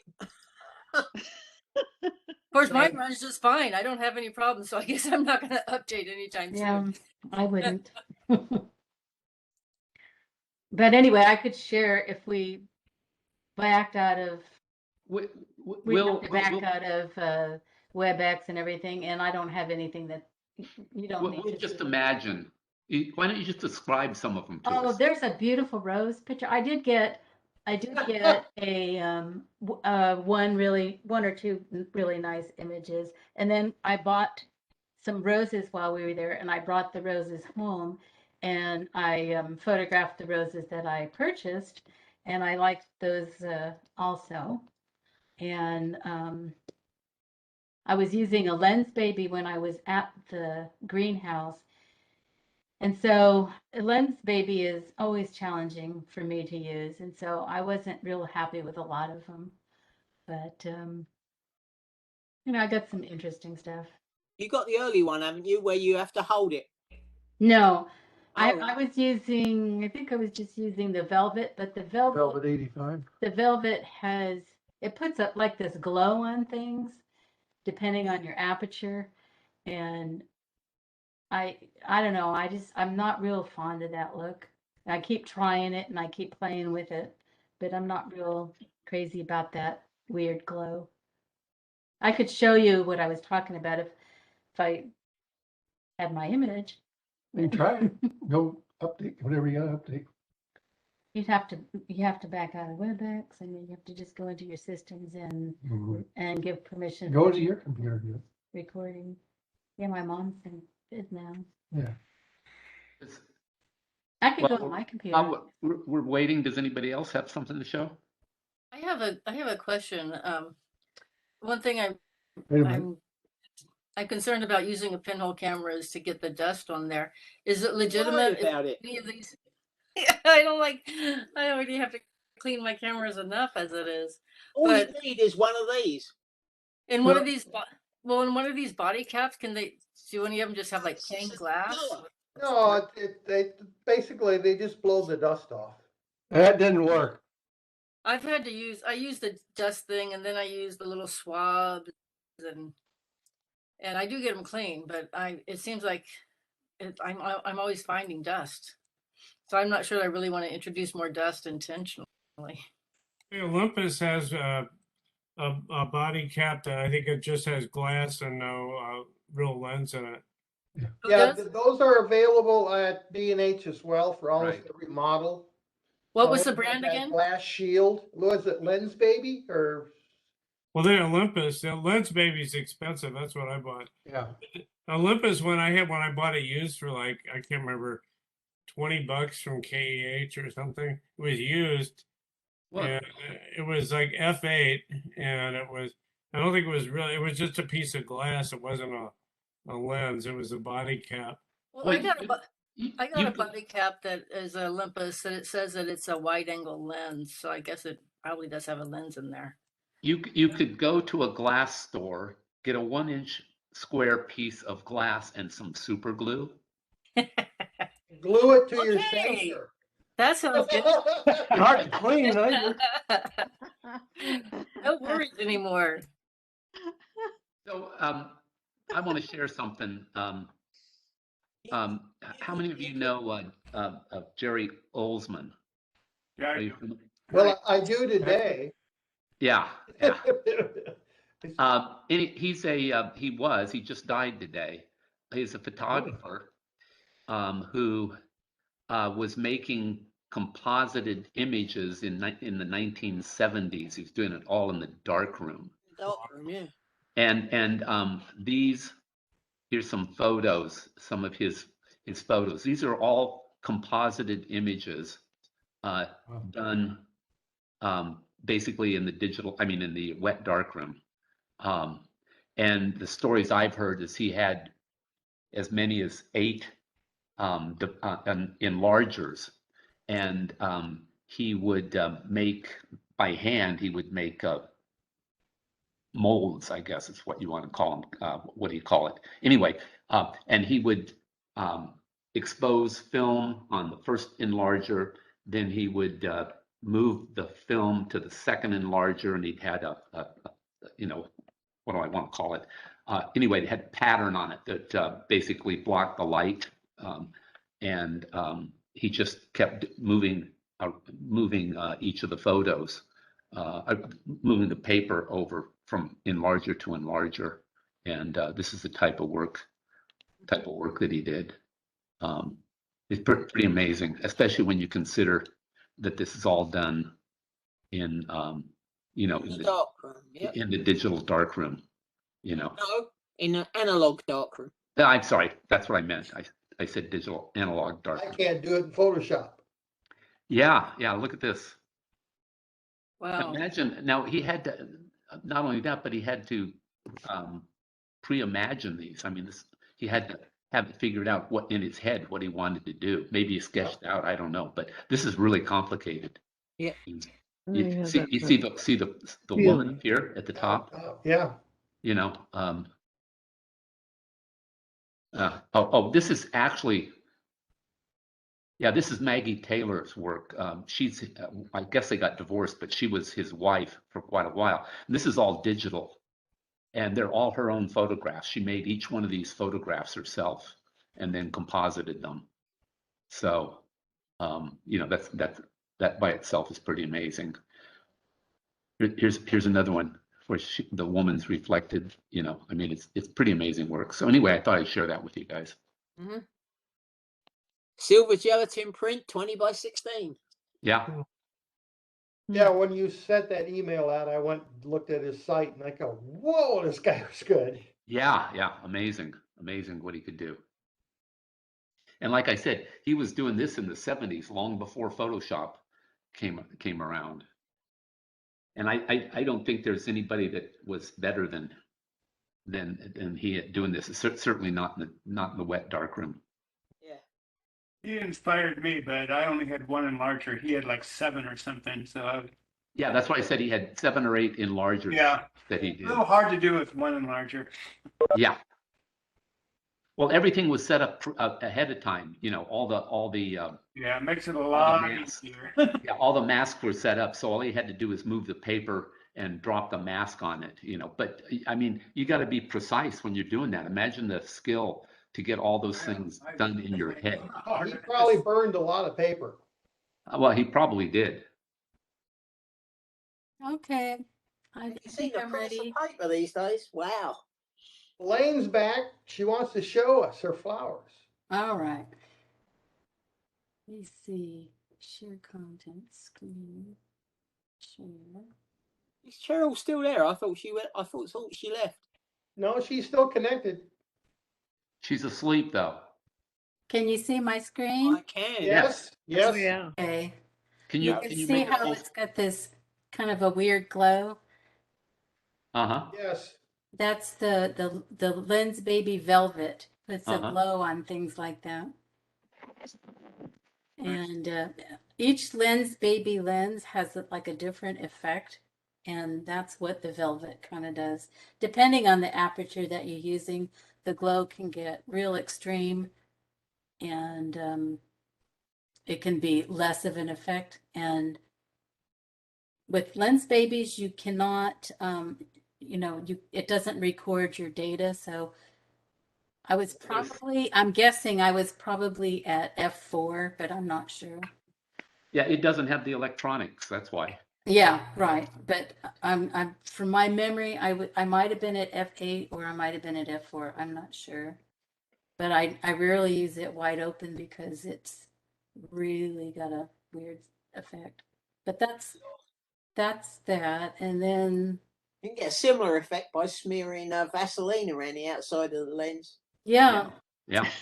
this is at home Well, with that's a nice. a regular macro lens. Yeah, that's nice. Thank you. And then this was at the greenhouse. This is one that I thought turned out pretty good. And that one doesn't have the glow. I switched at one point to a 200, and that might have been the 200. With a macro? No, a 200 prime lens at Mhm. 2.8. It should have the That might have been that lens. Either that or I was like at f16 at least with the Lens Baby. But that doesn't look like a Lens Baby to me. I think that was the 200. This was the Lens Baby. And that, I'm not sure. Looks too sharp for Lens Baby. Yeah, this is a Lens Baby, but this is a different Lens Baby lens when I got home. Well, Yeah. that's just beautiful, Elaine. Oh, thank you. It just gives everything, nothing's like tack sharp, it's a soft focus kind of an effect, which I And like. you did this at home, is that what you said? Yeah, this is the flowers that I purchased and I brought home, and I could set things up on the table and get closer. And Mm-hmm. But anyway, And, that's and, it. and you used your roto light or whatever it is, No, actually, that's just available light. just available light. But I set it in front of a window. yeah, it's gorgeous. Thank you. Don't do mine. Let me see. Ron's here, so let me close this, and I will stop sharing for just a minute, You can just keep sharing, just plug it in. and let me plug in the Ron's thumb drive and see if I can share his. Be careful, you might have to format your disk. I know. While you're getting that, can I share something quickly? Okay. I'm gonna have, I don't know where they are. I want you to set it up when we're not sharing. It's everybody.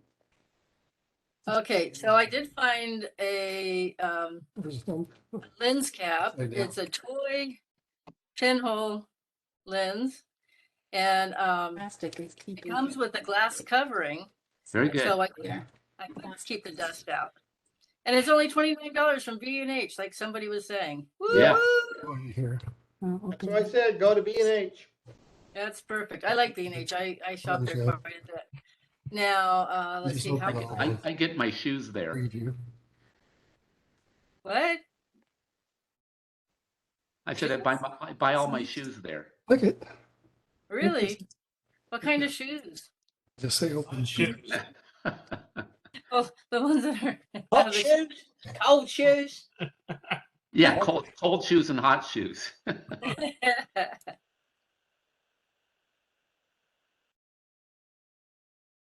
Okay. Is Jeannie still sharing? No, Nope. Okay, let me show you Ron's. Let me-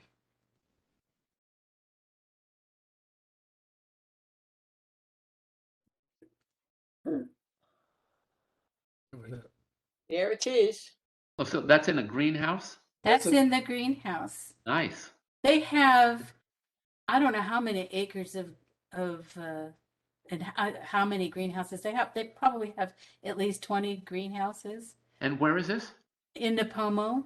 In Napomo. Okay. And they give you, when you go there, they just let you walk around. They don't follow you. They let you go in the greenhouses and walk up and down the rows of flowers. They're really accommodating to us. Well, I think Penny set that all up. Yeah, Penny set that up, and we've been Ah. there a few times, and I mean, it's really a nice place, and you can purchase the flowers straight from there. And I've never had flowers that lasted longer than the flowers True. you purchase from them. They're beautiful. Yeah. This one was just trying to show the rows and then in the kind of some of the environment that where they're growing. Now, are they like koch? Are they for hydroponics or in the dirt? No, they're just in dirt Dirt, okay. and pots. That's That's also, a stunning image. it is, definitely. That's done here at home. Is that with the lens baby? No, It seems to have a glow to it to me, no, that's good. but isn't that pretty? That is amazing. That's not a rose we bought some flowers at Trader Joe's, and I've got a lot more flowers I've been playing with. When you can't travel, you get creative. And then in the greenhouses, I was trying a process that where I would try to eliminate as much of the background light as possible, Mm-hmm. the ambient light as possible. And then I was using a LumaCube Panel Go to light up these flowers. So that's what these are. And it caused the background to go dark. And, yeah, Love that you could see backgrounds. all the capillaries in the flowers. Yeah, isn't that pretty. Mm-hmm. That's great. Same way with this one. I think all the rest of them are this way. Except for one at the end. That's nice. Very nice work, Ron. Yeah, Yeah, that's very great. Yeah, those are cool. Very cool. I like that. Ed was watching me do this one. Yeah. And this is one of them we bought or we brought home. That looks like a lens baby to me. That is, I think. Yeah. That's it. That's it. Very good. Go back to the first one. I want to look at the first one again. No, not the first one, the second one, the white. There you go. Yeah, that's beautiful. Yeah, that's just amazing. Yeah. And that's a Trader Joe's flower? That's Yep. ranunculus. Ranunculus, yeah. Yeah. Ranunculus, yeah. I've been waiting for them to get ranunculus for a long time, and they just got some in, and I've been having a lot of fun. Now, with how them. did you get that silvery blue glow? That to me, that looks like he used the velvet, and No. he says he didn't, but that's if you use that lens, it just does that to your photo. I was using light. Okay, so you were Well, using the is Lumicube. the flower opening up? Yes. Yeah, it's way open. That's the whole. Well, because the reason I ask is because you've got some of the petals, moving into the center. You see what I'm Yep. saying? Over the pistils, yeah. Right. Yeah, that's just kind of the design of this particular flower. So it's just They're beautiful flowers. When they're closed, you can't see any of that center. right. So it has either completely opened or it's in the process of opening. Yeah, Yeah.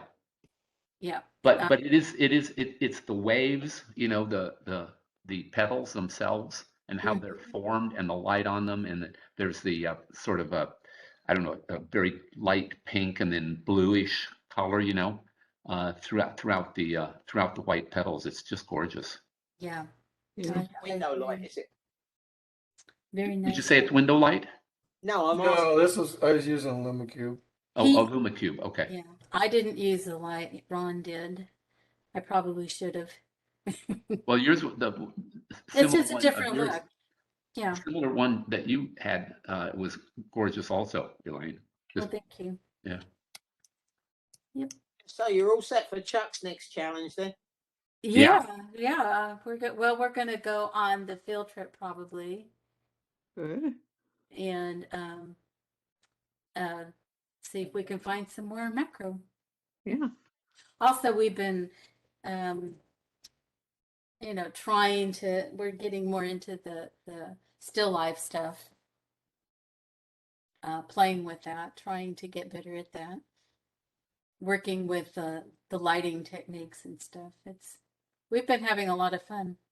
Yeah. That's at the end of the year, isn't it? Or Yeah, toward- that's one of our competitions. But I believe you're right. I believe it's one of September, our I last think. assignments. Yeah, I think we have architecture. Architecture June. Right. June. Okay. Yeah, architecture is going to be tough for us. Well, you live in a house. Yeah, we live in Santa Maria. So I could go to the parking garage or. What's to say that Mother Nature doesn't have her own architecture? Well, that's true. But Unless they stated it was man-built architecture. That's a vague term. yeah. Yeah, I think the judge would have a hard time with that. Tony and Al will bitch slap him into place. Well, if anyone would like to go to Euphoria, if I'm at home, I'd be fine to meet with you, to go over there and, because they know me. Yeah. And if you want to go, then I'll accompany you if we both have the same schedule. Where is that? Euphoria, the Napoma Mesa. Napoma off of Mesa Road. Off of It's the Road. greenhouse place. Yeah. Yeah, if Yeah. anyone would want to go. Either Mesa or Eucalyptus, I forget which. They're just, they're just so good to us. They give they you are. a nice welcome, and they just let you roam and go into the greenhouses of your choice. And they gave us a special price on the flowers we got too. Yep. Did you have to set that up ahead of time or can you just show I it? set it up like a day ahead because Okay. I was canceling the one and making up the other one. So I think it was a day or two ahead. I have a few photos to share. I've been kind of busy traveling this last month. Went to North Carolina, helped my daughter buy a house. So got a few things. The lens baby. Whoops. Got me. This is a picture of the lens baby. Oh, yeah. I did it at a competition a little while ago for this club, but kind of brought to mind the lens baby. What baby lens are you using, Chuck? Oh, it's one that I won at a photo competition like a decade ago or so, if not longer. I don't remember. Okay. It's So one is that, it one where it has the bellows that you have to? yeah, you have to hold it and you can't. Yeah. put Yeah. down, but it's really fluid.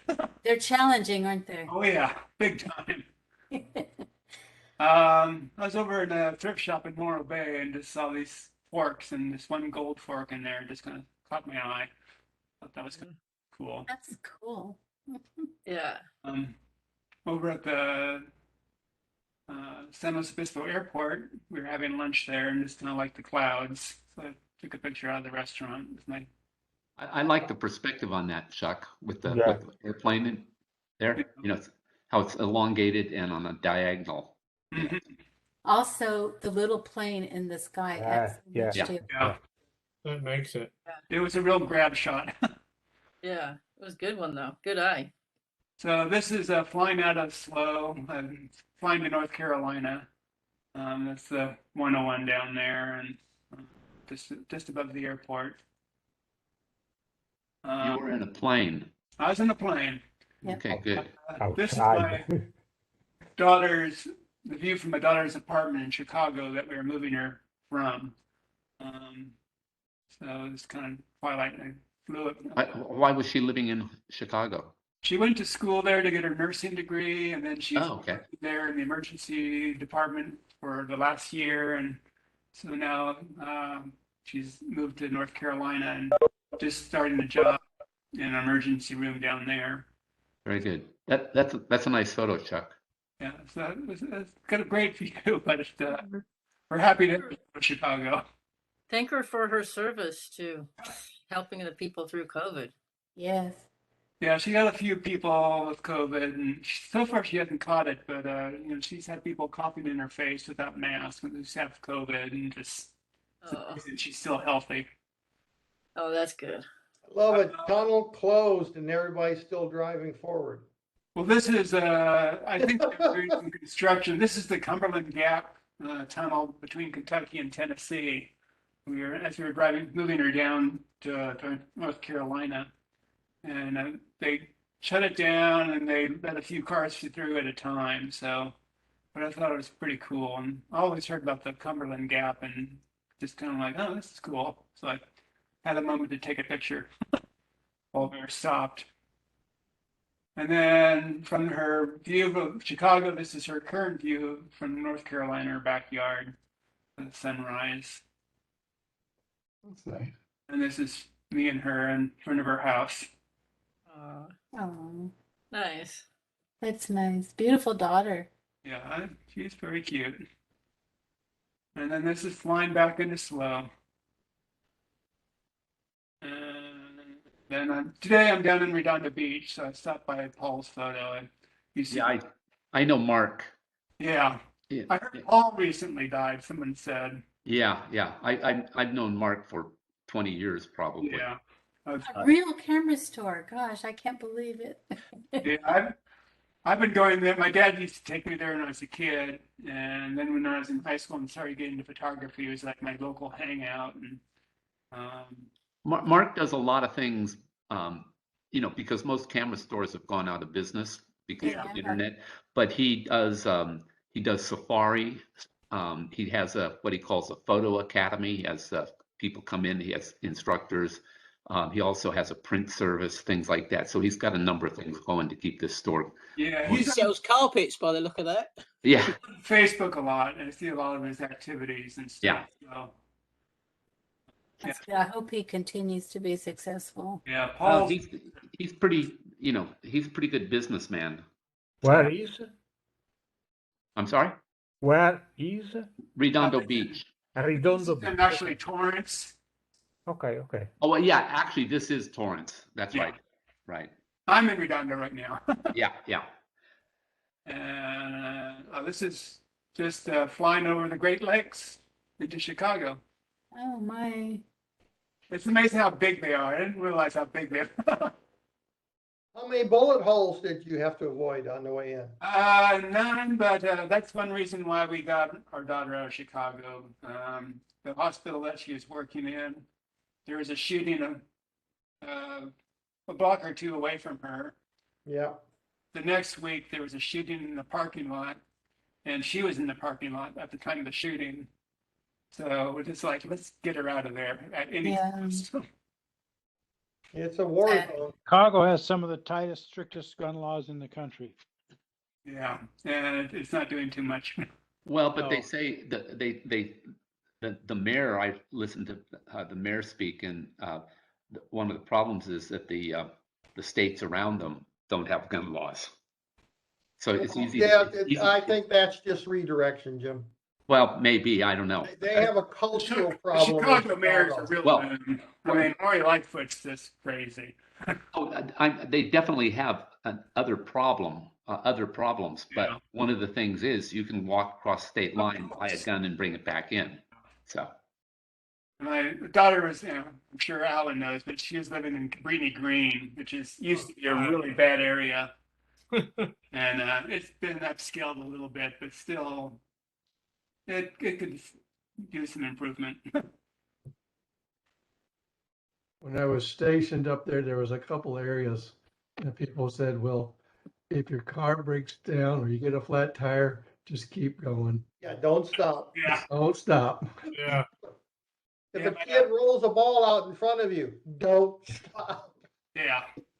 I can't remember who told me this. Maybe my daughter's old boyfriend who went to school there, but it's just like they stopped. They went into an area and I think it was a toll or booth or something, and they just said, "You're going in the wrong area. You need to turn around." Just like get out of here. We're very happy to have her in North Carolina. No. Good.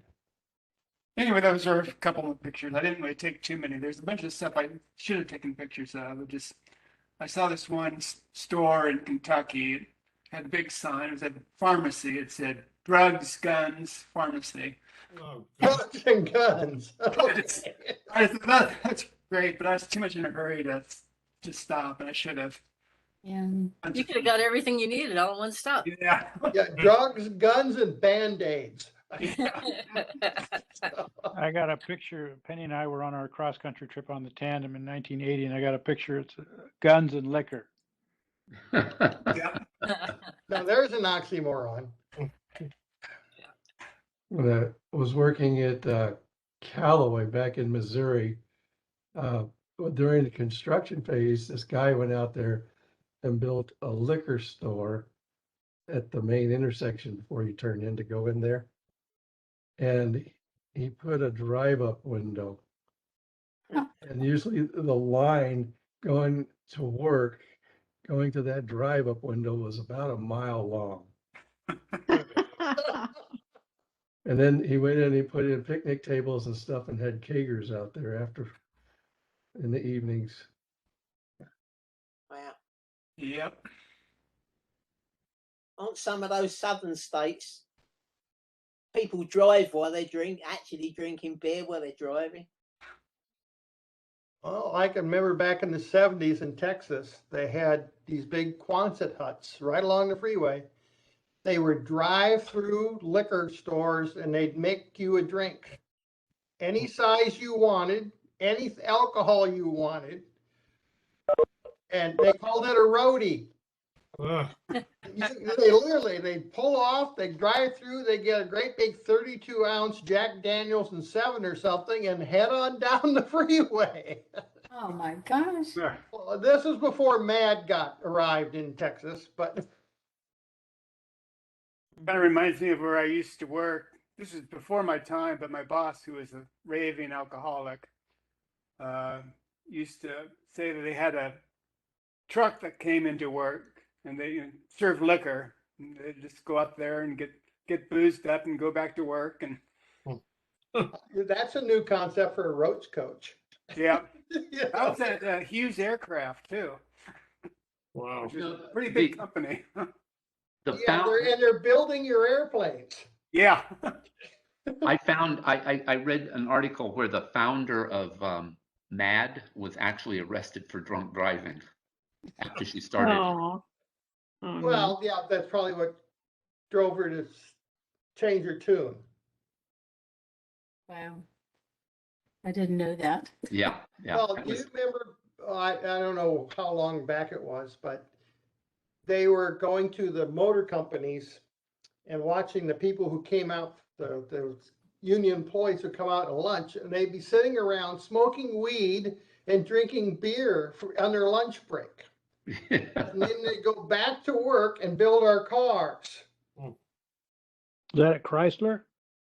It was every damn plant they went to. Well, considering the machinery they use, that's a pretty dangerous thing to be doing. But Oh, that's yeah. what they found they were doing. Yeah, wow. And the union was, oh no.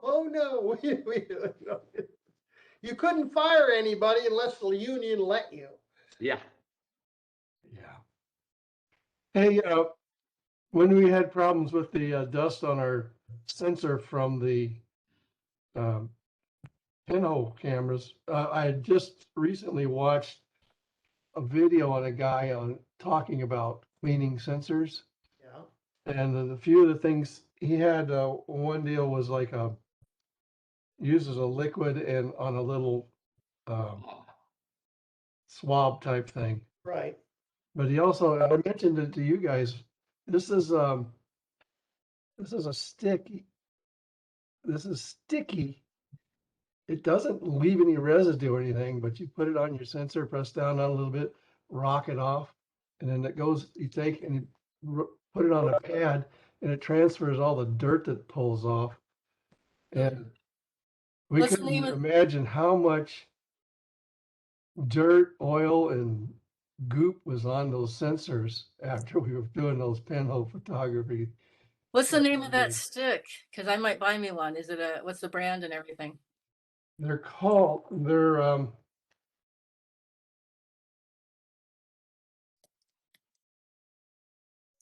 well, they told us it was a Pentex Accessories, but it's made by RICOH. Rico. Yep, and it's the model number is a 0-ICK1. And only 10% of the time does that sticky thing take your sensor with it. No, well, he said he says he's never had a problem with it, but he says he typically is rock it a little bit. Don't pull it straight up, rock it a little bit, and then lift it up. And it I was, wouldn't be putting anything sticky on my sensor. well, I mean, it's not sticky. It's you can't even feel it. I mean, when you put it on things, you can't feel it hardly at all. Yeah. But Pretty I'm gonna well. look it up. Yeah. Thank you. But when I was doing my pinhole, I put a piece of tape on the outside of the hole so that when I was walking around not using the camera, it kind of keeps some of the dirt off. So you can cover that little hole up with a piece of tape or something Yeah. when you're walking around. That will help a little bit. Yeah, first take. Because the thing is that none of you checked to see how dirty your sensor was before. Oh, I did, Tony. I did. I cleaned my sensor before we went. I took a picture on white and made sure it was really clean. Okay. You're the only one And- that did then. And it was I did pick up some dirt Yeah. just through that little tiny hole. But yeah, I don't know why. I don't seem to have the problem.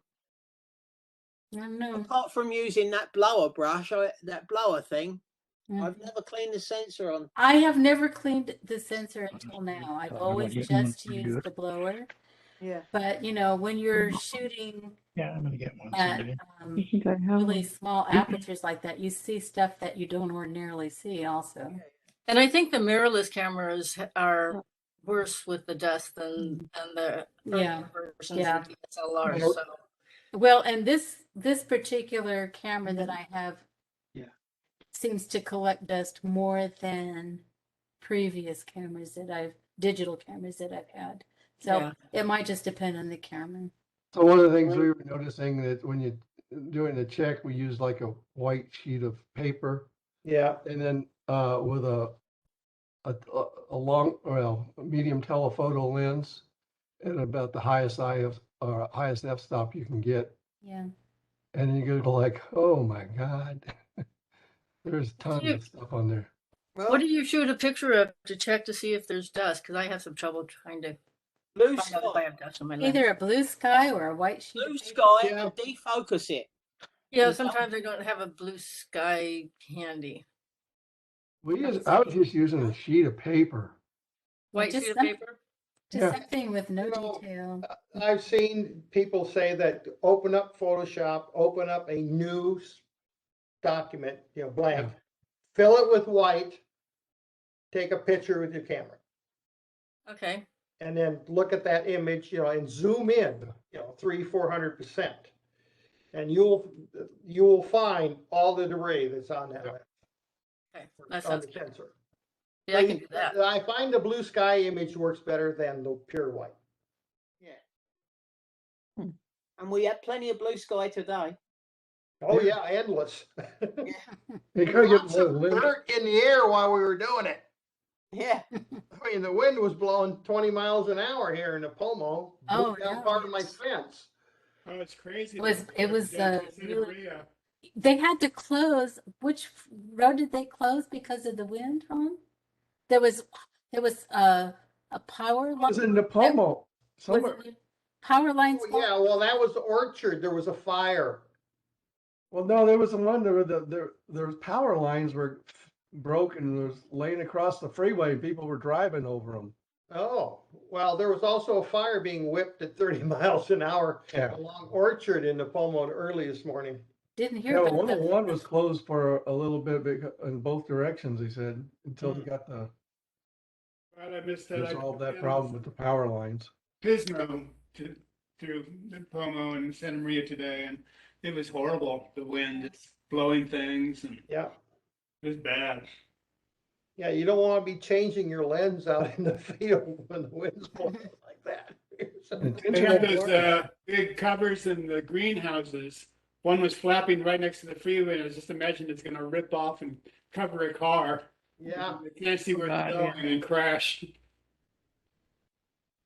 We were supposed to have a delivery today and it was postponed because of the weather.